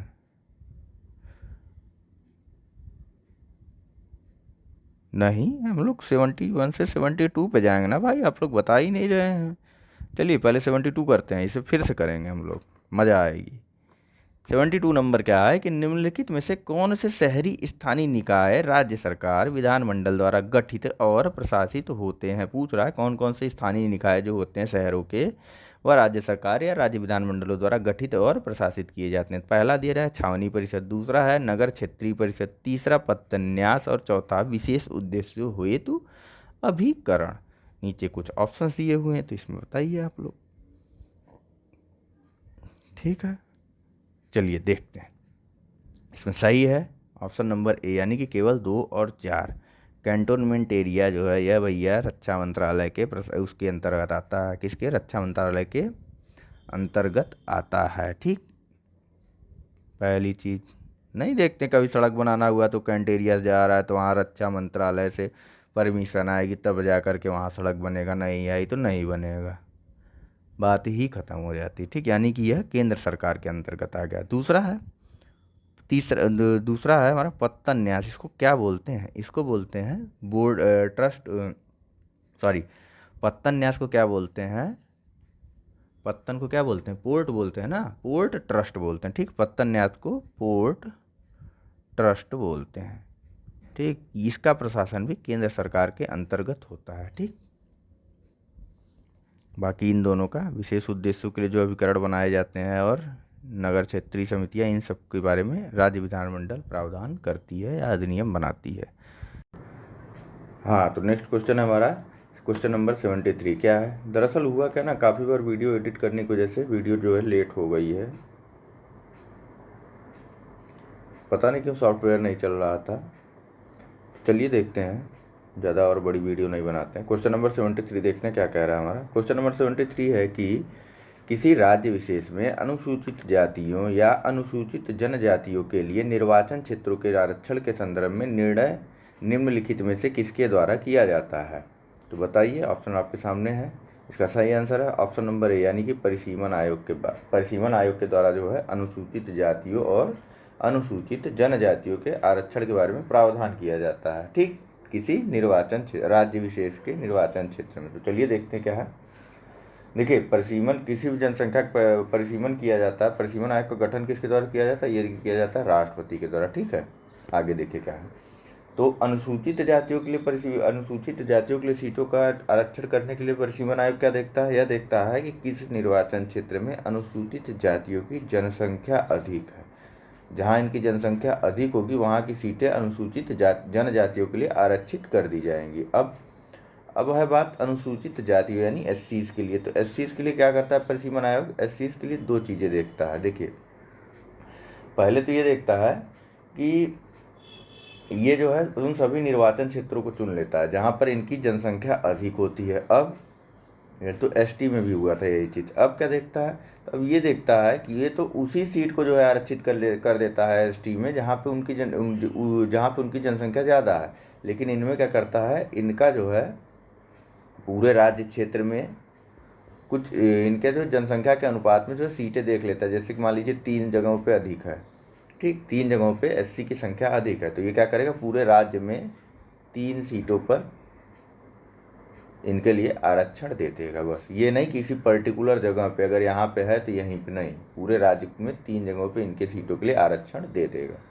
ठीक, जबकि एसटी के मामले में ऐसा नहीं था। अगर 3 जगहों पे है, ए बी सी में है, यहाँ अनुसूचित जातियों की जनसंख्या अगर अधिक है तो वो ए बी सी इन तीनों सीटों को एसटीज़ के लिए रिजर्व कर देगा। लेकिन एससी के लिए क्या करेगा? एससी के लिए इन ए बी सी सीटों में अगर जनसंख्या अधिक है तो इनको पूरे स्टेट, मान लीजिए ये पी है तो पी पूरा स्टेट है, तो पूरे स्टेट में यह ए बी सी सीटों को रिजर्व कर 3 सीटों को बुक कर देगा इनके लिए। ठीक, चलिए चलते हैं नेक्स्ट क्वेश्चन की तरफ। नेक्स्ट है हमारा क्वेश्चन नंबर 74। क्या है कि 73वां संवैधानिक संशोधन अधिनियम 1992 निम्नलिखित में से किनके लिए अनिवार्य आरक्षण का प्रावधान करता है? ठीक है, 73 संविधान संशोधन किसके लिए था, जरा याद करके तब आगे बढ़ते हैं। फिर यह पंचायती राज के लिए था। तो अब देखिए कि इसमें पंचायती राज में किसके किसके लिए आरक्षण का अनिवार्य प्रावधान किया गया, ये पूछा जा रहा है। शब्दों पे हमेशा ध्यान दिया करिए, शब्दों पे ध्यान देना बहुत ज़रूरी है। अनिवार्य आरक्षण की बात कर रहा है। तो अब देखिए, पहला है अनुसूचित जातियां, दूसरा है अनुसूचित जनजातियां, तीसरा महिलाएं और चौथा अन्य पिछड़ा वर्ग। नीचे कुछ कोड दिए हुए हैं, इनमें आपको सही आंसर को चुनना है। इसका सही आंसर है, देखिए, अन्य पिछड़े वर्ग के बारे में अनिवार्य आरक्षण का प्रावधान नहीं किया गया था। ठीक है, इसके लिए कहा गया था संबंधित राज्य जो है इस बारे में अधिनियम बना सकता है, अधिनियम बना सकता है। ठीक, तो इसका मतलब अब कौन सा सही हुआ? इसका मतलब हमारा आंसर नंबर 1, 2, 3 सही है। अनुसूचित जातियों यानी SC, ST और महिलाओं के लिए अनिवार्य आरक्षण का प्रावधान किया गया। ठीक, 73वें संवैधानिक संशोधन के अंतर्गत। ठीक है, चलिए चलते हैं नेक्स्ट क्वेश्चन की तरफ अपने। नेक्स्ट क्वेश्चन है हमारा क्वेश्चन नंबर 75। ये है क्षेत्रीय परिषदों के बारे में। तो देखते हैं क्या है। क्षेत्रीय परिषदों के संदर्भ में निम्नलिखित कथनों पर विचार कीजिए। पहला कथन है कि ये राज्य पुनर्गठन अधिनियम 1956 के अंतर्गत गठित सांविधिक निकाय हैं। दूसरा कथन है कि एक क्षेत्र के अंतर्गत शामिल राज्य के मुख्यमंत्री चक्रानुक्रम के आधार पर परिषद के अध्यक्ष के रूप में कार्य करते हैं। तो अब बताइए कौन सा सही है, कौन सा गलत है। नीचे कूट दिया हुआ है। देखिए, इसमें पहला जो है सही है और दूसरा गलत है। पेन तो उठी ही नहीं। ठीक है, इसमें ऑप्शन ए सही है, क्योंकि दूसरा इसलिए गलत हो जाता है क्योंकि क्षेत्रीय परिषदों का अध्यक्ष जो है, सभी क्षेत्रीय परिषदों का अध्यक्ष कौन होता है? गृह मंत्री। कौन होता है? तो गृह मंत्री जो है सभी क्षेत्रीय परिषदों का अध्यक्ष होता है। जबकि यह जो कथन दिया हुआ है कि एक क्षेत्र के अंतर्गत शामिल राज्य के मुख्यमंत्री चक्रानुक्रम के आधार पर परिषद के उपाध्यक्ष के रूप में कार्य करते हैं। ठीक है, इस तरीके से अगर यह कथन दिया होता तो यह सही होता। ठीक, बाकी ये वाला कथन बिल्कुल सही है कि इनका गठन जो है क्षेत्रीय परिषदों का गठन राज्य पुनर्गठन अधिनियम 1956 के तहत हुआ था, यानी कि SRC 1956 के तहत हुआ था। ठीक है, चलिए देखते हैं नेक्स्ट है हमारा क्वेश्चन नंबर 76। क्या कह रहा है ये है कि निम्नलिखित में से कौन उच्चतम न्यायालय के अवर न्यायाधीशों की संख्या में वृद्धि कर सकता है। मतलब पूछ रहा है कि उच्चतम न्यायालय के न्यायाधीशों की संख्या में वृद्धि कौन कर सकता है। तो बताइए, राष्ट्रपति, भारत का मुख्य न्यायाधीश, संसद या फिर उच्चतम न्यायालय के 5 वरिष्ठतम न्यायाधीशों से मिलकर गठित कोलिजियम। इसका सही आंसर है आंसर नंबर सी। ये तो बहुत आसान क्वेश्चन है। चलिए नेक्स्ट है हमारा क्वेश्चन नंबर 77। क्या है?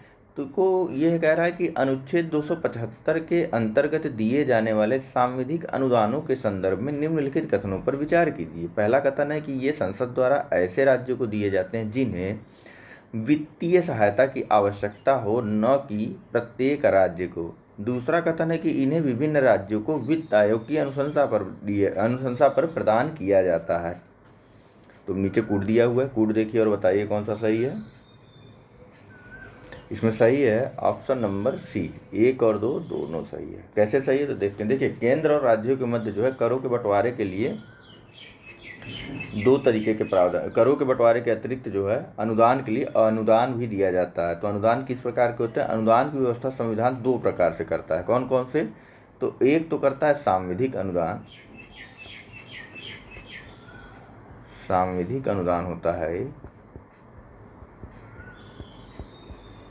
और दूसरा होता है विवेकाधीन अनुदान। विवेकाधीन अनुदान। ठीक, यह तो अनिवार्य रूप से करना होता है और इसके लिए केंद्र सरकार प्रावधान कर भी सकती है या फिर नहीं भी कर सकती। ये चीज़ें दी कहाँ हुई हैं? तो यह जो है अनुच्छेद 275 में संसद को यह अधिकार प्रदान किया गया कि वह उन राज्यों को अनुदान सहायता प्रदान कर सकती है जिन्हें वित्तीय सहायता की आवश्यकता हो, न कि प्रत्येक राज्य को। ठीक है, ये सांविधिक अनुदान के बारे में बात करता है अनुच्छेद 275। ठीक है, और दूसरा क्या है इसमें कंडीशन की इसके साथ ही साथ जो है भिन्न भिन्न राज्यों के लिए सहायता राशि भिन्न भिन्न निर्धारित की जा सकती है। यह राशि प्रत्येक वर्ष भारत सरकार की संचित निधि पर भारित होगी। ठीक, अब दूसरा कथन क्या और दूसरा क्या है? विवेकाधीन अनुदान के बारे में जानते हैं। तो केंद्र और राज्य दोनों को किसी भी लोक प्रयोजन हेतु कोई भी अनुदान प्रदान करने का अधिकार है। मतलब ये विवेकाधीन अनुदान जो है केंद्र सरकार भी कर सकती है और राज्य सरकार भी कर सकती है। किस हेतु? तो और एक कंडीशन है इसमें। ठीक है, भले ही जो है यार उनके संबंधित विधायी क्षेत्र के भीतर ना हो। जैसे कि मान लीजिए राज्य के बारे में हम लोग बात कर रहे हैं, तो राज्य में जैसे कि उत्तर प्रदेश राज्य जो है यह जो है केरला को भी वित्तीय अनुदान दे सकता है। ठीक है, केरला तो अब इसके विधायी क्षेत्र के अंतर्गत है ही नहीं, यही चीज़ इसमें बताया जा रहा है। ठीक, और इस अनुदान को विवेकाधीन अनुदान कहा जाता है। ठीक है, चलिए देखते हैं नेक्स्ट क्वेश्चन की तरफ। नेक्स्ट क्वेश्चन हमारा क्या है? नेक्स्ट क्वेश्चन हमारा क्वेश्चन नंबर 78 क्या कहता है कि यदि कोई व्यक्ति संसद के दोनों सदनों का सदस्य चुने जाने के 10 दिनों के भीतर यह सूचना देने में विफल रहता है कि वह किस सदन का सदस्य बना रहना चाहता है, तो निम्नलिखित में से कौन सी स्थिति उत्पन्न होगी? पहला कथन है कि दोनों सदनों में उसके निर्वाचन को शून्य घोषित कर दिया जाएगा। दूसरा है कि राज्यसभा में उसकी सीट रिक्त हो जाएगी। तीसरा कथन है कि लोकसभा में उसकी सीट रिक्त हो जाएगी। और चौथा है कि वह संविधान की 10वीं अनुसूची के तहत निरहर घोषित हो जाएगा। तो बताइए कौन सी कंडीशन लागू होगी अगर कोई व्यक्ति जो है 10 दिनों के भीतर सूचना नहीं दे देता है? इसका सही आंसर है ऑप्शन नंबर बी, यानी कि राज्यसभा में उसकी सीट रिक्त हो जाएगी अगर वह 10 दिनों के अंदर इसकी सूचना नहीं देता है कि हाँ भैया वो दोनों सदनों में चुन लिया गया है, तो वह किस सदन का सदस्य बना रहेगा, राज्यसभा का या फिर लोकसभा का। तो इस बारे में प्रावधान कहाँ है? क्या संविधान में? नहीं, इस बारे में प्रावधान है जनप्रतिनिधित्व अधिनियम 1951 में। ठीक, तो क्या क्या और प्रावधान है तो देख लेते हैं हम लोग, और क्या क्या कंडीशन दी हुई है। देखिए, यह पहली कंडीशन तो ये आपके सामने है, उसकी सीट राज्यसभा के अंदर रिक्त हो जाएगी अगर उसने 10 दिन के अंदर सूचना नहीं दी। ठीक, और ये कंडीशन दी हुई है और इस कंडीशन के आधार पर ये सीट रिक्त हो जाएगी। अब दूसरा क्या है कि यदि एक सदन का सदस्य दूसरे सदन के लिए भी चुन लिया जाता है, ठीक, तो पहले सदन में उसका पद रिक्त हो जाएगा। मान लीजिए कि कोई लोकसभा का सदस्य ए है, ठीक, ये जो है राज्यसभा के लिए चुन लिया गया। पहले यह लोकसभा का सदस्य था लेकिन बाद में यह राज्यसभा के लिए चुन लिया गया, तो लोकसभा से इसकी सदस्यता समाप्त हो जाएगी। फिर है नेक्स्ट कि यदि कोई व्यक्ति एक सदन में 2 सीटों के लिए चुन लिया जाता है तो उसे स्वेच्छा से एक सीट रिक्त करना होगा, अन्यथा दोनों सीटें रिक्त हो जाएंगी। देखिए, ऐसा प्रावधान है ना कि लोकसभा के चुनाव के लिए लोग कहीं कहीं आपने देखा होगा कि 2 जगहों से चुनाव लड़ लेते। कभी मान लीजिए कि ये यहाँ वाराणसी क्या नाम है, इलाहाबाद से भी लड़ लिए, प्रयागराज से भी, और दूसरा लखनऊ से भी लड़ लिए। अब और दोनों जगह से जीत गए, तो अब क्या होगा? अगर ये सूचना जो है 10 दिनों के अंदर नहीं देते हैं, ठीक, किसी भी सदन में, तो इनकी दोनों सीटों को रिक्त मान लिया जाएगा। ठीक, और इसी प्रकार से जो है राज्य विधानमंडलों के लिए भी नियम बनाया गया कि यदि कोई व्यक्ति जो है संसद में और राज्य विधानमंडल में दोनों का सदस्य हो, तो क्या होगा? इस संबंध में अगर वह 14 दिनों के अंदर सूचना नहीं दे देता है तो उसे किस सदन का सदस्य बना रहना है। ठीक है, कितने दिनों के अंदर? 14 दिनों के अंदर अगर कोई सूचना नहीं दे रहा है कि भैया हम राज्य विधानमंडल के सदस्य रहेंगे या फिर संसद के सदस्य रहेंगे, तो क्या होगा? 14 दिनों के बाद जो है उसकी राज्य विधानमंडल की सीट अपने आप रिक्त हो जाएगी। ठीक है, नहीं सॉरी, 14 दिनों के अंदर उसे अपने राज्य विधानमंडल की सीट को रिक्त करना होगा। ठीक है, अन्यथा जो है उसकी संसद की सीट रिक्त हो जाएगी। ठीक है, मतलब विधानसभा की सीट उसे रिक्त करनी होगी। अगर वह ऐसा करने में फेल हो जाता है तो उसकी संसद सदस्यता अपने आप रद्द हो जाएगी। ठीक है, चलिए देखते हैं नेक्स्ट क्वेश्चन की तरफ। नेक्स्ट है हमारा क्वेश्चन नंबर 79। क्या कहता है यह है कि उच्चतम न्यायालय और उच्च न्यायालय के न्यायाधीशों के संदर्भ में निम्नलिखित कथनों पर विचार कीजिए। पहला कथन है कि संविधान द्वारा उच्चतम न्यायालय और उच्च न्यायालय दोनों में न्यायाधीश के रूप में नियुक्ति हेतु न्यूनतम आयु सीमा निर्धारित नहीं की गई है। दूसरा कथन है कि उच्चतम न्यायालय और उच्च न्यायालय दोनों के न्यायाधीश 65 वर्ष की आयु तक अपना पद धारण करते हैं। तीसरा कथन है कि उच्चतम न्यायालय का न्यायाधीश राष्ट्रपति को, जबकि उच्च न्यायालय का न्यायाधीश राज्यपाल को लिखित त्याग पत्र देकर अपने पद का त्याग कर सकते हैं। तो बताइए कौन सा सही है, कौन सा गलत है?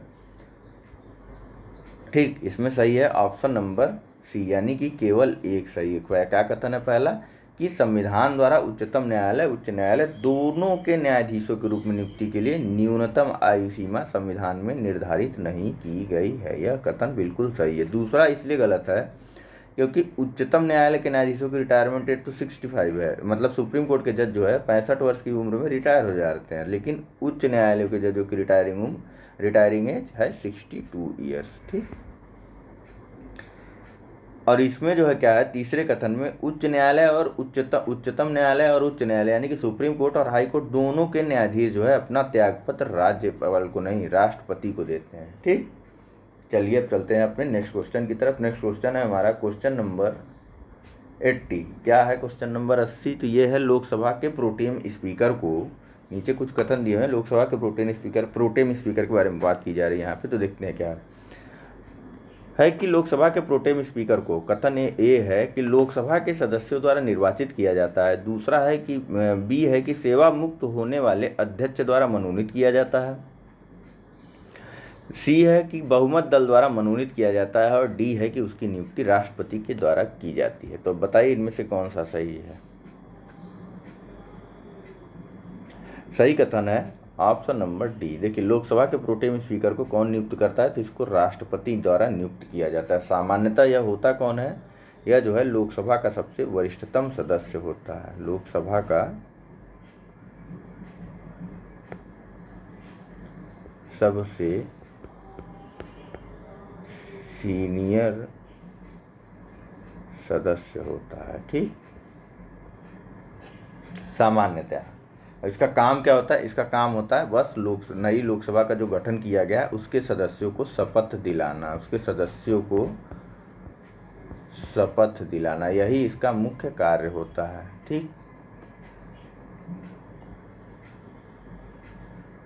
और जैसे ही इनके अपने से ये जो है लोकसभा के सदस्यों को शपथ दिला देता है तो लोकसभा के सदस्य अपने में से किसी एक सदस्य को लोकसभा का स्पीकर चुन लेते हैं। और उसी के साथ लोकसभा का स्पीकर चुनने के साथ ही यह पद जो है यानी कि प्रोटेम स्पीकर का पद जो है यह अपने आप ही समाप्त हो जाता है। ठीक है, और इसको कौन शपथ दिलाता है प्रोटेम स्पीकर को? तो प्रोटेम स्पीकर को शपथ दिलाता है राष्ट्रपति। ठीक है, चलिए देखते हैं नेक्स्ट क्वेश्चन। नेक्स्ट क्वेश्चन भी पेशा के बारे में है। क्या है कि पेशा अधिनियम यानी कि पंचायती राज विस्तार अधिनियम 1996 के बारे में बात की जा रही। तो क्या है कि पेशा अधिनियम 1996 के तहत निम्नलिखित में से किस आर्थिक गतिविधि के लिए ग्राम सभा से परामर्श करना अनिवार्य है, यह पूछा जा रहा है। ठीक है, यह है पहला कथन है कि भूमि के अधिग्रहण हेतु, दूसरा है लघु खनिजों के लिए खनन लाइसेंस प्राप्त करने हेतु, और तीसरा है लघु वन उपज का स्वामित्व धारण करने हेतु। तो नीचे कुछ कूट दिए हुए हैं, सही आंसर चुनना है। बताइए, इसमें सही आंसर है 1, 2, 3, तीनों ही सही हैं। ठीक, मतलब कि अगर कोई पंचायत जो है पेशा एक्ट के अंतर्गत है, ठीक, पेशा एक्ट के अंतर्गत है, तो उसमें जो है ये तीनों निम्नलिखित कार्य करने हैं तो ग्राम सभा की अनुमति लेनी होगी। ठीक है, और भी क्या कुछ चीज़ें होती है? तो हाँ, और भी काफ़ी चीज़ें होती हैं जिनके बारे में परमिशन लेनी होती है ग्राम सभा की। कौन कौन सा? जैसे मादक द्रव्यों की बिक्री हो गई, लघु वन उपजों का स्वामित्व धारण करना हो गया, अनुसूचित क्षेत्रों में भूमि के हस्तांतरण को रोकने, और साथ ही साथ ग्रामीण हाट या ग्रामीण बाजारों के प्रबंधन करने की शक्ति, अनुसूचित जनजाति यानी एसटीज को ऋण दिए जाने पर नियंत्रण। ठीक है, आज कई तरीके की चीज़ें होती है।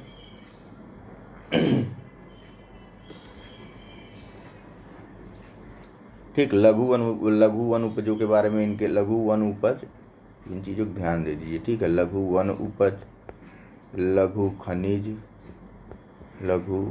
ये सीधा यही दिया हुआ है ना, ये लघु खनिज और लघु वन उपज, ये दोनों अक्सर पूछा करता है पेपर में। और भूमि अधिग्रहण के लिए भी, क्योंकि ये लोग काफ़ी विवादित विषय होते हैं ये सब। लघु खनिज और लघु वन उपज ये डायरेक्ट जो है राज्य या फिर केंद्र के अंतर्गत आता है, वन उपज और खनिज उपज, इस वजह से ये कन्फ्यूज़न क्रिएट करता है। तो इस पर ध्यान दे लीजिएगा बस, और कुछ नहीं। क्वेश्चन तो आप लोग कर ही जाएंगे। ठीक है, चलिए नेक्स्ट क्वेश्चन चलते हैं। नेक्स्ट क्वेश्चन हमारा क्वेश्चन नंबर 82। क्या है कि संविधान के भाग 9 के अनिवार्य प्रावधान निम्नलिखित में से कौन से हैं? भाग 9 में सबसे पहले पता तो होना चाहिए कौन सा प्रावधान है, किस बारे में प्रावधान है। तो इसे आप लोग देखिए। ठीक, मैं नहीं बता रहा हूँ, इसे आप लोग अपने अपने बैरक में देखिए। अब देखिए, बात करते हैं। पहला है कि पंचायतों के चुनाव आयोजित करवाने हेतु एक राज्य निर्वाचन आयोग की व्यवस्था स्थापना। दूसरा है कि पंचायतों को उचित कर, पथ कर, शुल्क आदि के आरोपण एवं संग्रहण हेतु प्राधिकृत करना। और तीसरा है कथन कि प्रत्येक 5 वर्ष में एक राज्य वित्त आयोग का गठन। तो बताइए इनमें से कौन कौन से अनिवार्य प्रावधान है। देखिए अनिवार्य प्रावधान पूछ रहा है, मतलब इसे करना ही करना है। तो अब देखिए नीचे कूट दिया हुआ है, बताइए कौन सा सही है और कौन सा गलत है। इसमें सही ऑप्शन है केवल और केवल ऑप्शन नंबर 1 और 3, यानी कि जो ये पढ़ते हैं पंचायतों को उचित कर, पथ कर, शुल्क आदि, तो यह जो है पंचायतों को हस्तांतरित उन 29 विषयों में से एक हैं जिन पर राज्य सरकार विधि बना सकती है या राज्य सरकार विधि बना करके इनको हस्तांतरित करेगी। ठीक, या राज्य अधिनियम द्वारा इनको दिया जाएगा, हस्तांतरित करेगी। ठीक, मतलब यह अनिवार्य नहीं है। बाकी राज्य निर्वाचन आयोग की स्थापना करना यह भी अनिवार्य है, राज्य वित्त आयोग की स्थापना करना यह भी अनिवार्य है। ठीक, चलिए चलते हैं नेक्स्ट क्वेश्चन की तरफ। नेक्स्ट क्वेश्चन है हमारा क्वेश्चन नंबर, बताइए नेक्स्ट है हमारा क्वेश्चन नंबर 86। क्या है क्वेश्चन नंबर 86? यह है कि स्थगन प्रस्ताव के संदर्भ में निम्नलिखित कथनों पर विचार कीजिए। तो पहला कथन देखते हैं क्या है। पहला कथन है कि यह किसी अविलंबनीय लोक महत्व के मामलों को उठाने के लिए केवल लोकसभा में उपलब्ध एक असाधारण उपकरण है। दूसरा है कि इसे इसकी स्वीकृति हेतु, यानी कि स्थगन प्रस्ताव की स्वीकृति हेतु सदन के कुल सदस्यों के 1/10 के समर्थन की आवश्यकता होती है। और तीसरा कथन है कि इसके माध्यम से किसी ऐसे विषय पर चर्चा नहीं की जा सकती जिस पर उसी सत्र में चर्चा हुई है। तो अब नीचे कुछ कूट दिए हुए हैं और देखिए और बताइए। इसका सही आंसर है, हम लोग 86 में आएंगे कि 83 में आएंगे भाई? 82 में थे तो 83 में ना आएंगे। चलिए देख लेते हैं अभी से। इसका सही आंसर है आंसर नंबर बी, यानी कि 1 और 3 सही है। ठीक, मतलब कि किसी अविलंबनीय लोक महत्व के मामले पर सदन का ध्यान आकर्षित करने के लिए सदन में स्थगन प्रस्ताव को प्रस्तुत किया जाता है। ठीक, किस महत्व के, किस विषय के लिए? तो जिस पर विलंब नहीं किया जा सकता और वह लोक महत्व का विषय है। ठीक, जैसे कि मान लीजिए कि अभी सदन चल रहा होता तो इस समय कोविड-19 जो है इस पर जो है स्थगन प्रस्ताव लाया जा सकता था। ठीक, इसकी स्वीकृति के लिए क्या आवश्यक होता है? तो इसकी स्वीकृति के लिए दूसरा कथन क्या कह रहा है? 1/10 सदस्यों के समर्थन की आवश्यकता होती इसकी स्वीकृति के लिए। नहीं, इसकी स्वीकृति के लिए 50 सदस्यों के समर्थन की आवश्यकता होती है। ठीक है। दूसरा है कि चूंकि इसे सदन में कार्य संचालन, चूंकि यह सदन के सामान्य का यह जो है सदन के कार्य संचालन को बाधित करता है, इसीलिए इसे एक असाधारण उपकरण माना जाता है। ठीक है, इसमें सामान्यतः सरकार की निंदा का तत्व भी शामिल होता है और इसीलिए इसे राज्यसभा में प्रस्तुत नहीं किया जा सकता। मतलब साफ है कि स्थगन प्रस्ताव सिर्फ और सिर्फ जो है लोकसभा के लिए है, सिर्फ और सिर्फ लोकसभा के लिए है। ये यहाँ पे दिया भी हुआ है, केवल लोकसभा में उपलब्ध एक असाधारण उपकरण है। ठीक, अब इसके बारे में कुछ कंडीशन दी हुई, क्यों और किस कंडीशन में उठाया जाना चाहिए। तो देखिए, इसके माध्यम से ऐसे मुद्दों को उठाया जाता है जो कि निश्चित, तथ्यात्मक, अत्यावश्यक और लोक महत्व का हो। ठीक, इसमें एक से अधिक मुद्दों को शामिल नहीं किया जाना चाहिए, केवल और केवल इसमें एक मुद्दा शामिल होता है, यानी कि एक ही विषय पे यह चर्चा की यह प्रस्ताव लाया जा सकता है। दूसरा है, इसके माध्यम से हालिया की घटनाओं के किसी महत्वपूर्ण विषय को ही उठाया जा सकता है। तीसरा है कि इसके माध्यम से विशेषाधिकारों के हनन का प्रश्न नहीं उठाया जा सकता। नेक्स्ट है कि इसके माध्यम से किसी ऐसे विषय पर चर्चा नहीं की जा सकती जिस पर उसी सत्र में चर्चा हुई है। नेक्स्ट है कि इसे किसी पृथक प्रस्ताव के माध्यम से उठाए गए विषयों को पुनः उठाने की आवश्यकता नहीं होती। साथ ही साथ जो विषय न्यायालय में विचाराधीन है उन पर भी उन विषयों को लेकर भी यह प्रस्ताव नहीं लाया जा सकता है। ठीक, चलिए चलते हैं क्वेश्चन नंबर 86 से 83 की तरफ, क्योंकि इधर हम छोड़ के आगे भाग गए थे। क्या है 83? यह है कि भारतीय संसद की संप्रभुता निम्नलिखित में से किसके द्वारा सीमित होती है? तो अब बताइए, संसद की संप्रभुता किसके द्वारा सीमित होती है? पहला कथन है कि संविधान की लिखित प्रकृति के द्वारा, दूसरा है सरकार की संघीय व्यवस्था के कारण, तीसरा है न्यायिक समीक्षा की प्रणाली द्वारा, और चौथा राज्य के नीति के निदेशक तत्व। ऑप्शन देखिए, बताइए। तो इसका सही ऑप्शन है, देखिए, ये राज्य के नीति के निदेशक तत्व जो है यह तो न्यायालयों द्वारा प्रवर्तित नहीं होते हैं। ठीक, न्यायालयों द्वारा प्रवर्तित नहीं किए जा सकते हैं। ठीक है,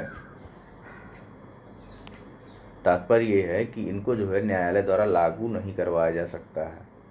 ठीक, तो इस पे जो है संसद को विधि बनाने की पूरी शक्ति है, वह कैसे भी नियम बना है। बाकी लिखित प्रकृति के कारण संसद इधर उधर से काम नहीं कर सकती।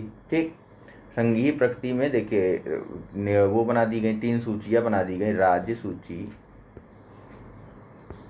संघ सूची और समवर्ती सूची। अब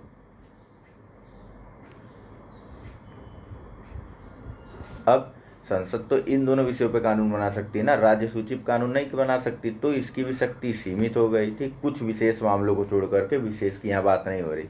अब न्यायिक समीक्षा द्वारा तो न्यायालय ने क्या किया, एक मूल ढांचे का सिद्धांत ले आ दिया, संसद इसको भी नहीं संशोधित कर सकती है। ठीक, इसके अलावा मूल अधिकारों पर भी संसद के सीमित अधिकार हैं। ठीक, चलिए देखते हैं नेक्स्ट क्वेश्चन की तरफ। नेक्स्ट है हमारा क्वेश्चन नंबर 84। क्या कह रहा है कि संसदीय उपकरण कंगारू और गिलोटिन निम्नलिखित में से किस प्रस्ताव से संबंधित है? ठीक, पहला है कि विशेषाधिकार प्रस्ताव, दूसरा है ध्यान आकर्षण प्रस्ताव, तीसरा है स्थगन प्रस्ताव और चौथा है समापन प्रस्ताव। तो बताइए, यह है समापन या कटौती प्रस्ताव। ठीक, इससे संबंधित है। कौन कौन से उपकरण? कंगारू और गिलोटिन। तो चलिए देखते हैं क्या है। देखिए, कटौती प्रस्ताव जो है ना, ये समापन प्रस्ताव जिसे यहाँ बोला गया, इसे सामान्य भाषा में हम लोग कटौती प्रस्ताव बोलते हैं। ठीक, कटौती प्रस्ताव। तो अब बात करते हैं, यह जो है 4 प्रकार का होता है। कितने प्रकार का? 4 प्रकार का। कौन कौन सा होता है? एक तो होता है साधारण कटौती, साधारण कटौती। दूसरा होता है घटकों में कटौती या पार्ट जिसे बोलते हैं, घटकों में कटौती। ठीक, तीसरा क्या होता है? तीसरा होता है कंगारू कटौती,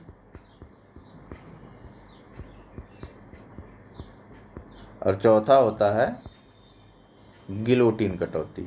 अब जानते हैं इनके बारे में, गिलोटिन कटौती। अब जानते हैं इनके बारे में। देखिए, साधारण कटौती में क्या होता है, इसमें होता है कि यह प्रस्ताव किसी भी सदस्य द्वारा लाया। देखिए, ये इन शब्दों पर ध्यान देते चलिएगा कि किसी सदस्य, मंत्री या फिर कुछ ऐसी बातें अगर बोली जा रही तो उस पर बहुत अच्छे से फोकस करिए आप लोग, क्योंकि यही क्वेश्चन सही और गलत करवाते हैं। बाकी सामान्य जानकारी हम सबके पास है।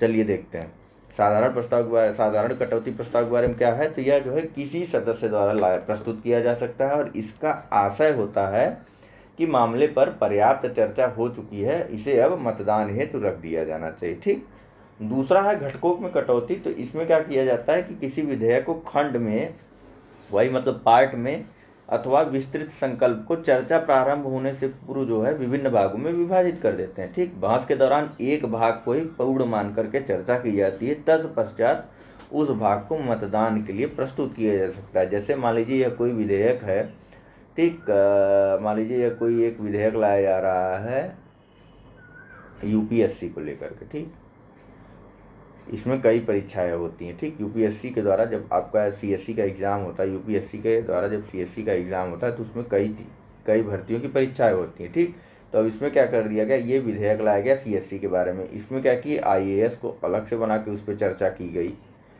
आईपीएस को अलग से बना के चर्चा की जा रही है, आईएफएस को अलग से बना के चर्चा की जा रही है, ऐसे ही एंड सो ऑन। ऐसे ही अलग अलग खंड बनाकर, मतलब इसके अलग अलग पार्ट बना करके, न कि समूह में, अलग अलग पार्ट बना करके चर्चा करते हैं, और उसी भाग को, जैसे आईएएस वाले पार्ट को कर रहे हैं चर्चा, तो इसी को पूर्ण मान करके इस पे मतदान के लिए इसे ले आया जाएगा। नेक्स्ट है कंगारू कटौती के बारे में। देखिए, दरअसल ये ना टेस्ट सीरीज का डिस्कशन चल रहा है, इसमें वीडियो ज़्यादा लंबी ज़्यादा डिटेलिंग में होगी तो लोग बोर भी होते हैं और देखते भी नहीं है, इसी वजह से जल्दी जल्दी भागना पड़ता है इन सब में। चलिए देखते हैं।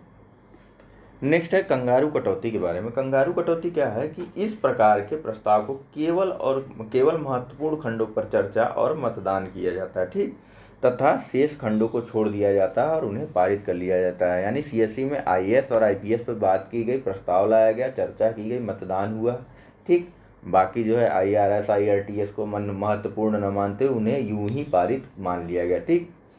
नेक्स्ट है गिलोटिन के बारे में, ठीक। गिलोटिन, इसमें क्या है कि इसमें किसी विधेयक या संकल्प के किसी भाग पर समयाभाव के कारण चर्चा नहीं हो पाती। मान लीजिए किस पे जो है चर्चा ही नहीं हो पाई, आईएएस पे चर्चा हुई, आईपीएस पे चर्चा ही नहीं हो पाई, या फिर आईएएस आईपीएस दोनों पे ही चर्चा नहीं हो पाई। अब तो इन पे क्या होगा कि इन प्रस्ताव तो इस प्रकार के प्रस्ताव के माध्यम से जो है, यानी गिलोटिन प्रस्ताव के माध्यम से जिन पर चर्चा की जा चुकी है उनके साथ ही उन भागों को भी जो है मतदान के लिए प्रस्तुत कर दिया जाता है जिन पर चर्चा नहीं हुई है, ठीक, और इन्हें वैसे ही पारित मान लिया जाता है। अब देखते हैं विशेषाधिकार पर कुछ और प्रस्ताव है, जैसे स्थगन प्रस्ताव यहाँ पे हमने देखा, ठीक, ये स्थगन कर रहे हैं, समापन या कटौती प्रस्ताव देखा, तो अब विशेषाधिकार प्रस्ताव भी जान ही लेते हैं। यहाँ पे ये सब इम्पॉर्टेंट है तो जान लीजिए, थोड़ा टाइम एक्स्ट्रा जा रहा है, चलिए कोई बात नहीं, जाने दीजिए, हम सब साथ में निपटाते हैं। देखिए विशेषाधिकार प्रस्ताव क्या होता है, तो यह जो है किसी मंत्री द्वारा या किसी मंत्री द्वारा जो है संसदीय विशेषाधिकारों के उल्लंघन से संबंधित होता है, ठीक। यह किसी सदस्य द्वारा तब प्रस्तुत किया जाता है जब वह अनुभव करता है कि किसी मंत्री द्वारा किसी मामले के संबंध में सही तथ्यों को प्रकट नहीं करके या गलत सूचना दे करके सदन या सदन के अथवा अधिक सदस्यों के विशेषाधिकारों का उल्लंघन किया गया है, ठीक।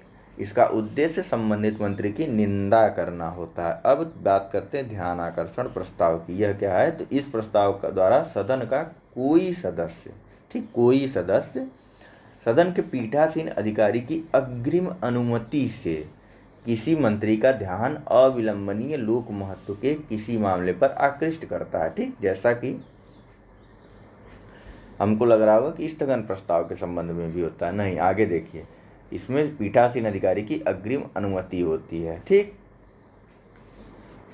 और स्थगन प्रस्ताव में क्या होता है, स्थगन प्रस्ताव में होता है आपके 50 सदस्यों द्वारा उसे समर्थित भी होना चाहिए, ठीक। ध्यानाकर्षण प्रस्ताव जो है यह भारतीय जो है संसदीय प्रक्रिया का एक नवाचार है, ठीक, मतलब ये भारतीय संसदीय प्रक्रिया में ही होती है, जैसे कि शून्यकाल को लेकर के है, ठीक। लेकिन शून्यकाल और इसमें क्या अंतर है, शून्यकाल के विपरीत यह जो है इसका उल्लेख जो है, शून्यकाल का उल्लेख जो है संसद की प्रक्रिया नियमों में नहीं किया गया, ठीक है, संसद के नियमों में शून्यकाल का उल्लेख नहीं है, शून्यकाल का, लेकिन ध्यानाकर्षण प्रस्ताव का उल्लेख है, ठीक है। इसी के साथ ही साथ हमने बात कर ली थी स्थगन प्रस्ताव की भी।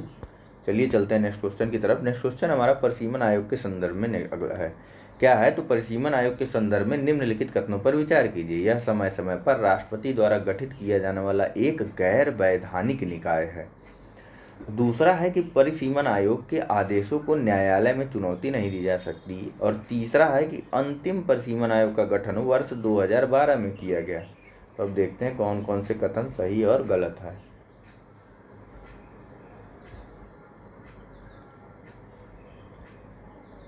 देखिए इसमें सही है केवल कथन 2, यानी कि ऑप्शन नंबर बी।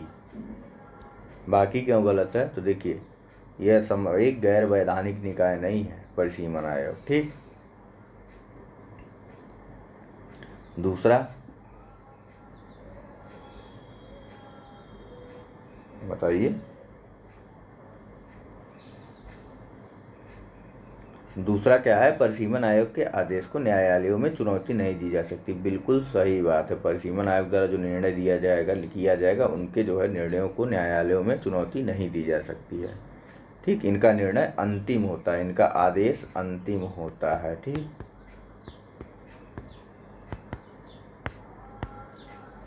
और तीसरा क्या है कि अंतिम परिसीमन आयोग का गठन 2012 में किया गया था, नहीं, अंतिम परिसीमन आयोग का गठन जो है वो कब किया गया था? 3 बार अभी तक हुआ है, 1962, 1972 और 2002 में परिसीमन आयोग अधिनियम को लागू किया गया था। ठीक, इसके बाद क्या हुआ? तो इसके बाद राज्यों को लोकसभा में स्थानों के आवंटन के लिए 84वां संविधान संशोधन कर दिया गया और फिर 1971 की जनसंख्या को ही 2026 तक स्थिर मान लिया गया। ठीक है, अभी हाल ही में एक परिसीमन आयोग का गठन किया गया है, इसके बारे में आप PT 365 में देखेंगे तो ज़्यादा बेटर होगा। एक PT 365 की सीरीज भी हमने डिस्कस की हुई है ऑलरेडी। पॉलिटिक्स सीरीज हमारी पूरी कंप्लीट हो चुकी है, जिसमें अब चल रहा है आर्ट एंड कल्चर के बारे में।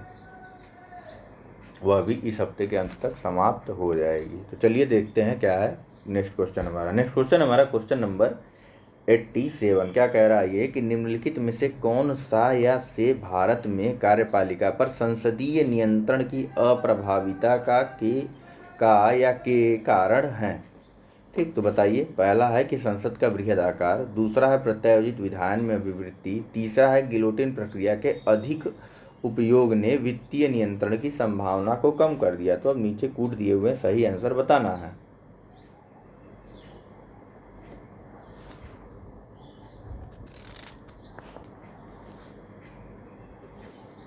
इसका सही आंसर है ऑप्शन नंबर डी, यानी कि तीनों कथन सही है। देखिए, संसद का बहुत बड़ा आकार हो गया है। ठीक, साथ ही साथ प्रत्यायोजित विधान भी हो गया और गिलोटिन प्रस्ताव के मामले जो है वोट ही नहीं हो पाता किसी विषय में, मतदान ही नहीं हो पाता, वह सभी एक साथ ही पारित कर लिए जाते हैं, कई विधेयक। ठीक, प्रत्यायोजित विधान ने क्या किया कि इसने विधि निर्माण को जो है अन्य अधिकरणों पर भी सौंप दिया। ठीक, इसमें ऐसा कुछ है नहीं जो डिस्कस किया जाए। नेक्स्ट है क्वेश्चन नंबर 88 के बारे में। क्या है कि निम्नलिखित में से कौन से घटक केंद्रीय बजट का भाग है? पूछ रहा है कौन कौन से घटक जो है केंद्रीय बजट के भाग है। पहला है राजस्व और पूंजीगत प्राप्तियों का आकलन, मतलब ये जानना चाह रहा है कि बजट में क्या क्या होता है। अब बताइए। पहला है कि राजस्व और पूंजीगत प्राप्तियों का आकलन, दूसरा है राजस्व बढ़ाने के अर्थोपाय, तीसरा है आर्थिक सर्वेक्षण और चौथा है व्यय का आकलन। तो अब बताइए बजट में क्या क्या होता है?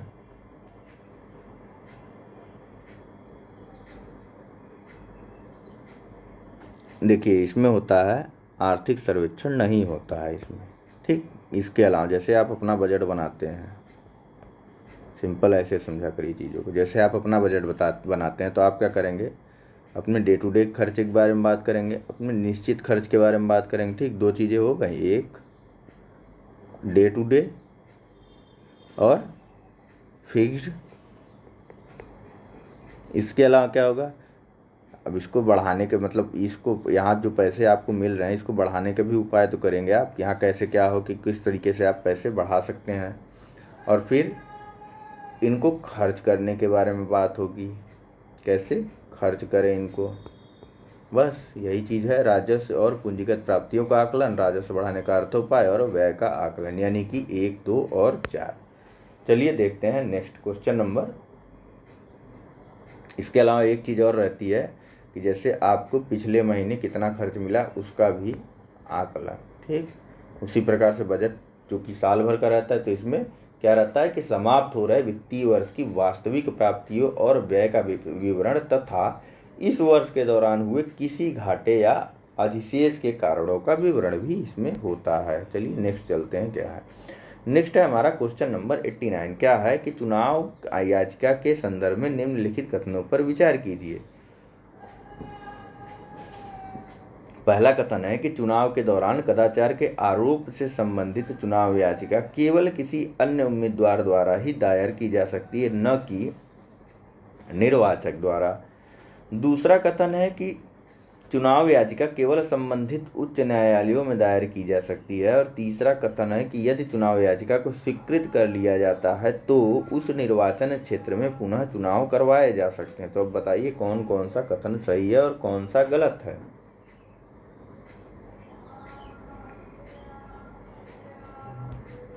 इसमें सही है ऑप्शन नंबर सी, यानी कि दूसरा और तीसरा सही है। ठीक, चुनाव याचिका केवल संबंधित, मतलब जहाँ पे जैसे उत्तर प्रदेश का चुनाव हो रहा है तो यहाँ जो है इलाहाबाद हाई कोर्ट में ही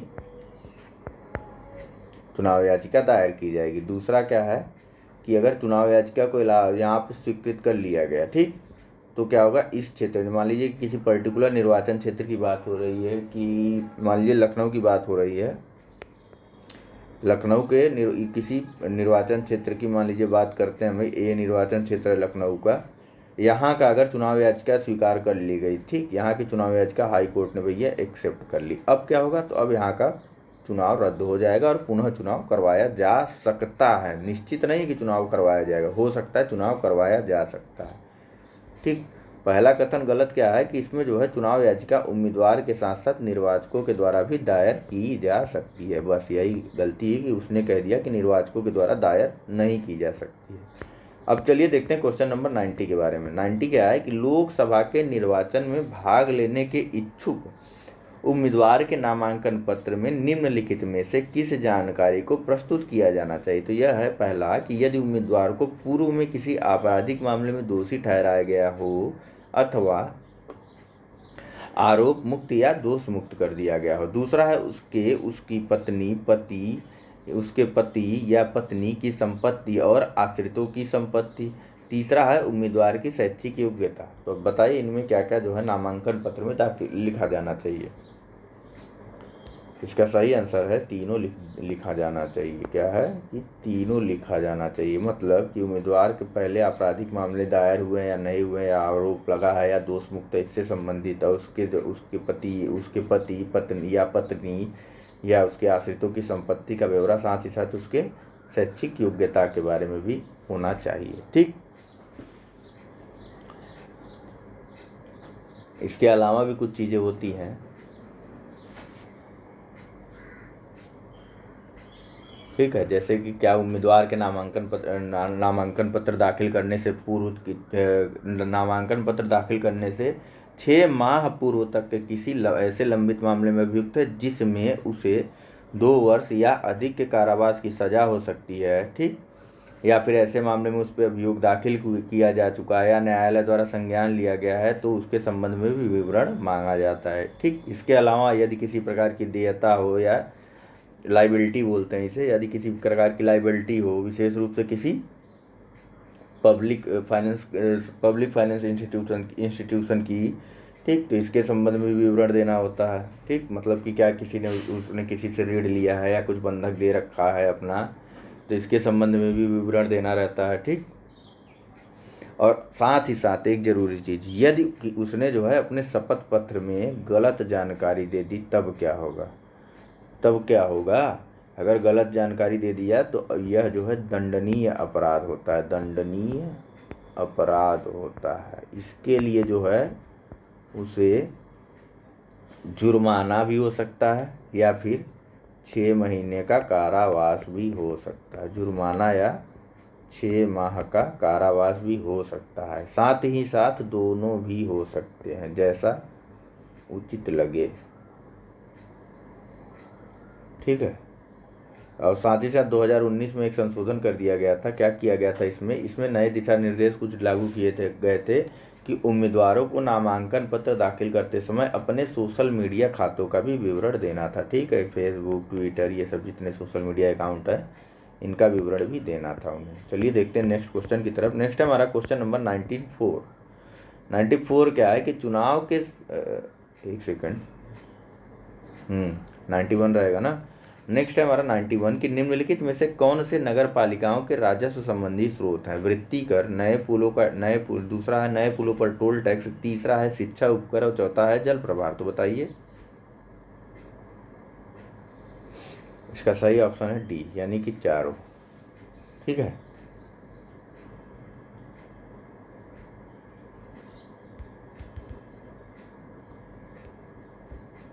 अब देखिए शहरी स्थानीय निकाय को आय के जो है कितने स्रोत होते हैं, 5 स्रोत होते हैं।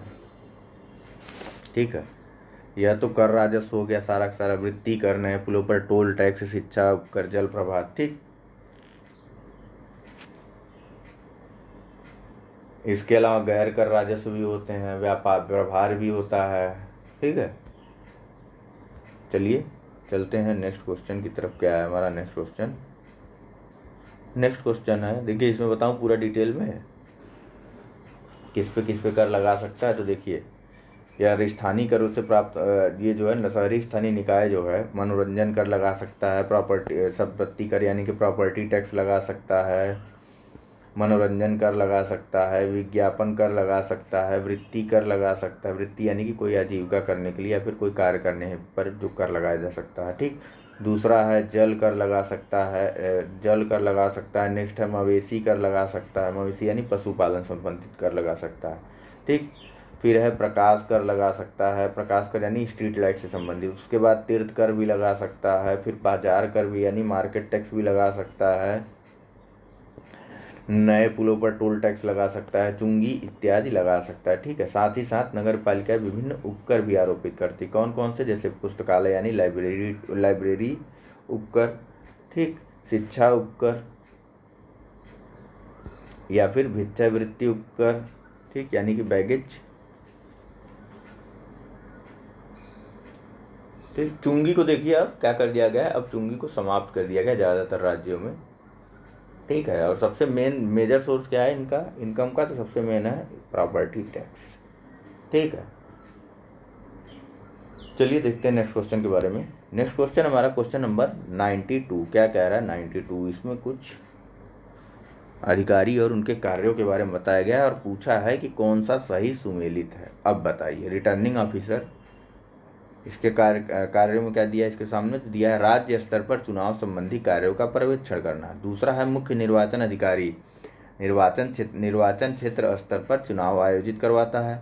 तीसरा है निर्वाचन निबंधन पदाधिकारी एक संसदीय विधानसभा क्षेत्र के लिए निर्वाचक नामावली तैयार करता है। तो बताना है कौन कौन सा सही। इसमें सही है ऑप्शन नंबर बी।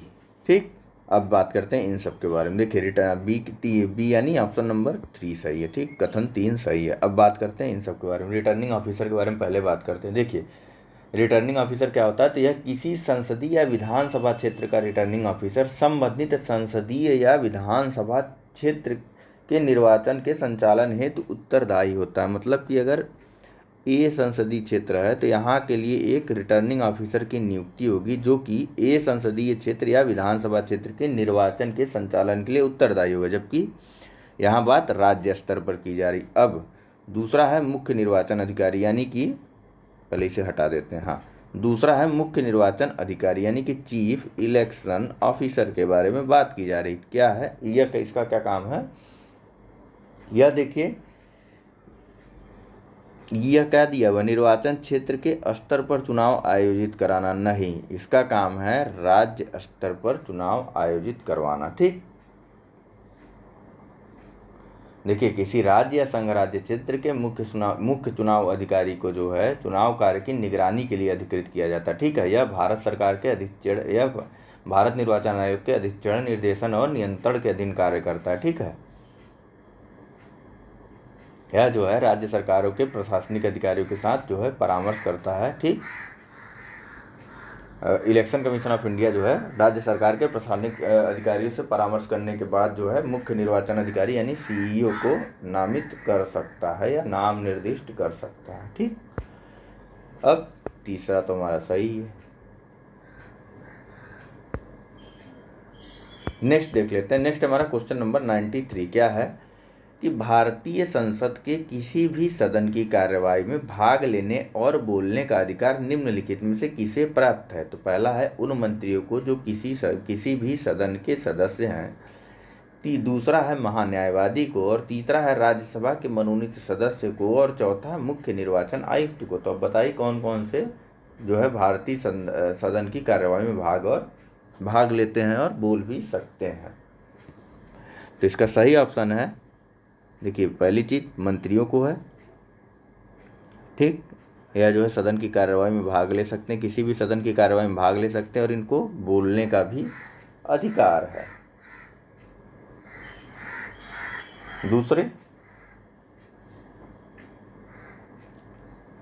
दूसरे है महान्यायवादी को। ठीक, इन दोनों को जो है संसद के किसी भी सदन यानी लोकसभा और राज्यसभा दोनों में ये लोग बोल भी सकते हैं और भाग भी ले सकते हैं दोनों सदनों की कार्यवाही में, बाकी ये दोनों लोग नहीं। ठीक, चलिए देखते हैं नेक्स्ट है हमारा क्वेश्चन नंबर 94 के बारे में। क्या है कि चुनाव के संदर्भ में निम्नलिखित कथनों पर विचार कीजिए। आम चुनाव में कोई प्रत्याशी लोकसभा या विधानसभा की दो से अधिक सीटों से चुनाव नहीं लड़ सकता। दूसरा कथन है कि मतदान के पूर्ण होने से पूर्व चुनाव लड़ रहे प्रत्याशी की मृत्यु की स्थिति में उस निर्वाचन क्षेत्र के लिए चुनाव रद्द कर दिया जाता है।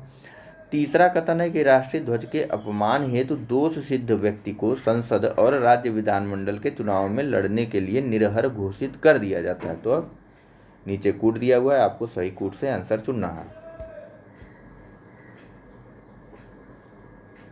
इसका सही आंसर है ऑप्शन नंबर सी। ठीक, यानी कि 1 और 3 सही है, 1 और 3 सही। इसके लिए कितने दिन के लिए जो है निरर्हर घोषित कर दिया जाता है बताइए?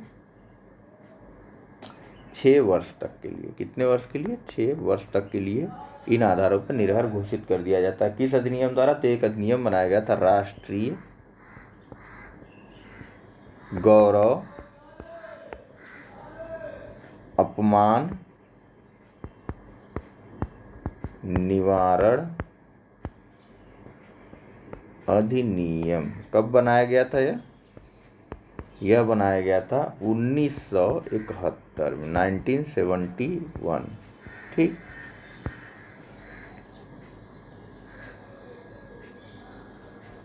चलिए चलते हैं अपने नेक्स्ट क्वेश्चन की तरफ। ठीक, इसमें और क्या क्या कंडीशन है? राष्ट्रीय ध्वज के अलावा देखिए, राष्ट्रीय गौरव की बात होती है, राष्ट्रीय ध्वज हो गया, भारतीय संविधान का अनादर करने का अपराध हो गया, और राष्ट्रगान को रोकने के लिए भी।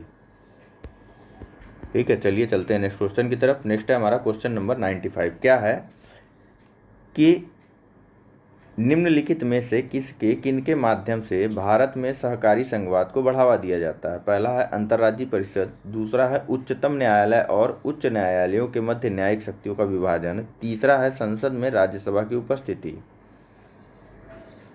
तो नीचे कूट दिया हुआ है।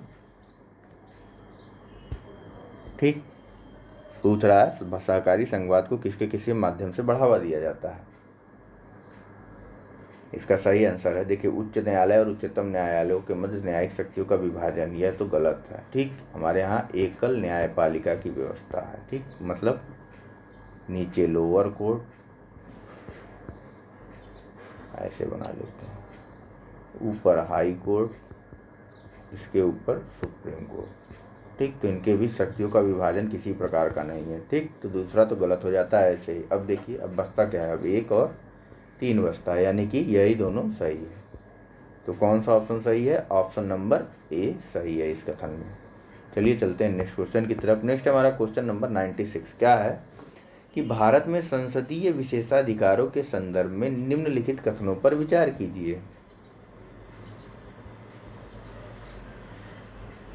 पहला कथन है कि भारतीय संविधान में संसदीय विशेषाधिकारों से संबंधित कोई प्रावधान शामिल नहीं है।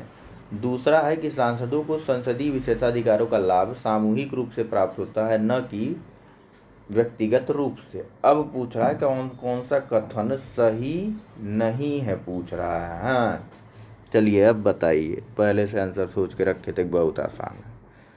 अब पूछ रहा है कौन कौन सा सही नहीं है, तो बताइए कौन कौन सा सही नहीं है।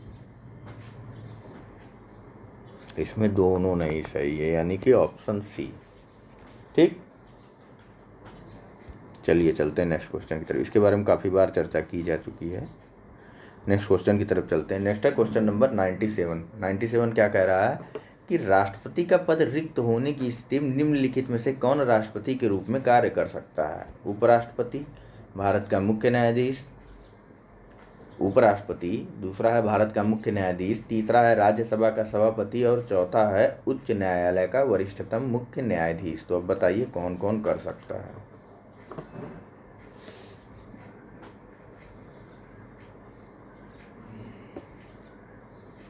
बताइए।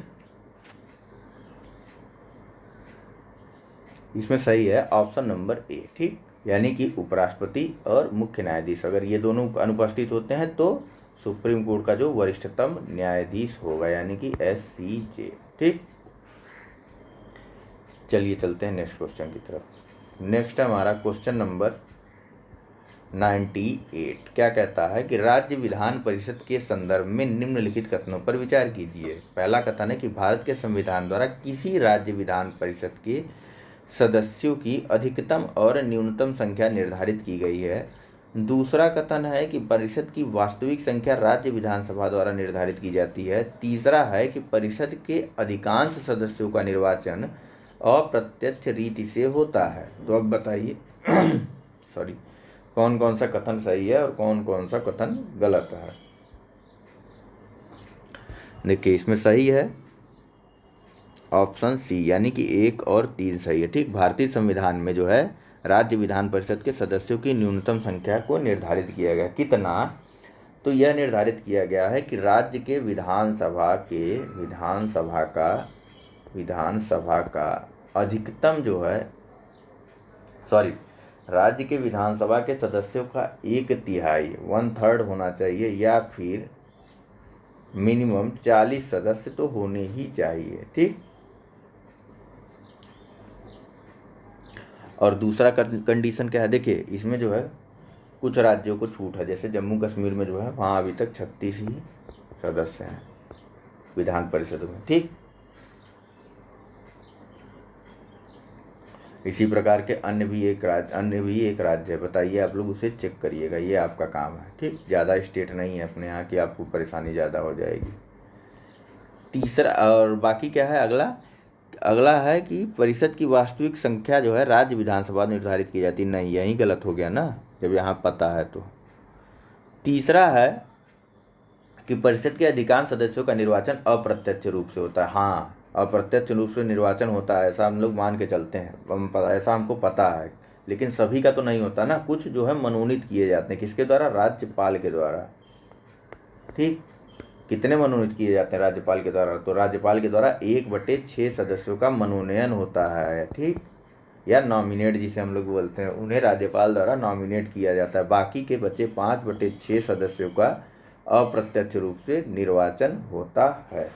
ठीक, चलिए चलते हैं नेक्स्ट क्वेश्चन की तरफ। नेक्स्ट हमारा क्वेश्चन नंबर 99। क्या है कि भारत में लोक अदालतों के संदर्भ में निम्नलिखित कथनों पर विचार कीजिए।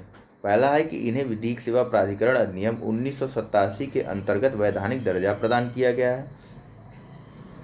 दूसरा है कि उच्चतम न्यायालय और साथ ही उच्च न्यायालय दोनों द्वारा लोक अदालत का आयोजन किया जाता है।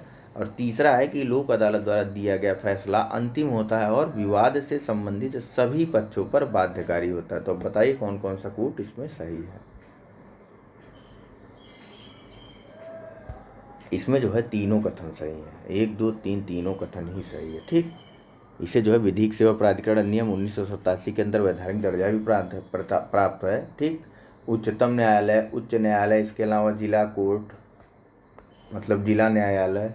ठीक, इसके अलावा तालुका की भी जो अदालतें होती हैं वह भी लोक अदालतों का संचालन कर सकती हैं, लोक अदालतों का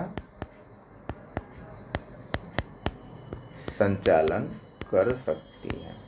ठीक,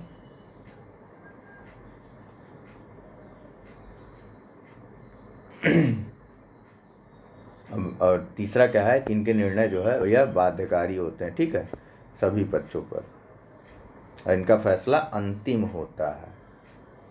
बाकी लोक अदालतों को सिविल कोर्ट की शक्तियाँ भी प्राप्त होती हैं। ठीक है, तो चलिए देखिए, लोक अदालतों में ना ऐसा नहीं कि केवल न्यायालय के समक्ष लंबित मामले ही दायर किए जा सकते, नहीं, इसमें फ्रेश केस भी जाते हैं। ठीक, नए वाद भी लेकर के जाए जा सकते हैं लोक अदालतों के अंदर। ठीक है, चलिए चलते हैं अपने आज के इस लेक्चर के आखिरी क्वेश्चन की तरफ। क्या है यह है कि निम्नलिखित में से कौन सा शब्द औचित्य प्रश्न का वर्णन करता है। ठीक, औचित्य प्रश्न के बारे में पूछ रहा है, कौन सा शब्द कथन जो है वर्णित करता है इसे। देखिए, पहला कथन है कि यह एक असाधारण युक्ति है जिसे सदन की कार्यवाही की प्रक्रिया के सामान्य नियमों का अनुपालन नहीं करने पर अपनाया जाता है। कथन भी है कि यह एक संसदीय उपकरण है जिसका उपयोग 2 घंटे की समय सीमा के साथ अति महत्वपूर्ण लोक महत्व के मामलों पर चर्चा करने के लिए किया जाता है। सी कथन है कि इसका उपयोग सदन के सदस्यों द्वारा लोक महत्व के किसी मुद्दे पर जिस पर पहले से ही चर्चा की जा चुकी हो की वस्तु स्थिति पर उत्तर को स्पष्ट करने हेतु किया जाता है। और कथन डी है कि यह सदस्यों द्वारा उनके ऊपर उठाए गए किसी मुद्दे पर पीठासीन अधिकारी द्वारा दिए गए निर्णय को स्पष्ट करने हेतु उपयोग की जाने वाली एक असाधारण युक्ति है। तो बताइए औचित्य प्रश्न को कौन सा शब्द वर्णित करता है?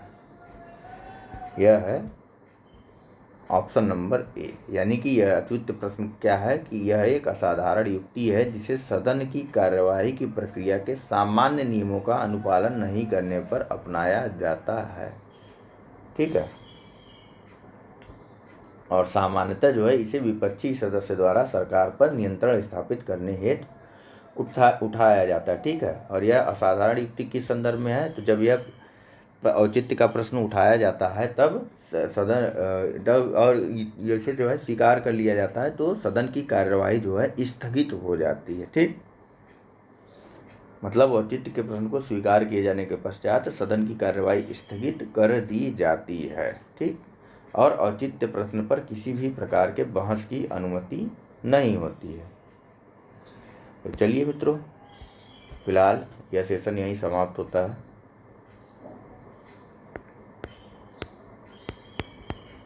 बाकी साथ बने रहने के लिए धन्यवाद और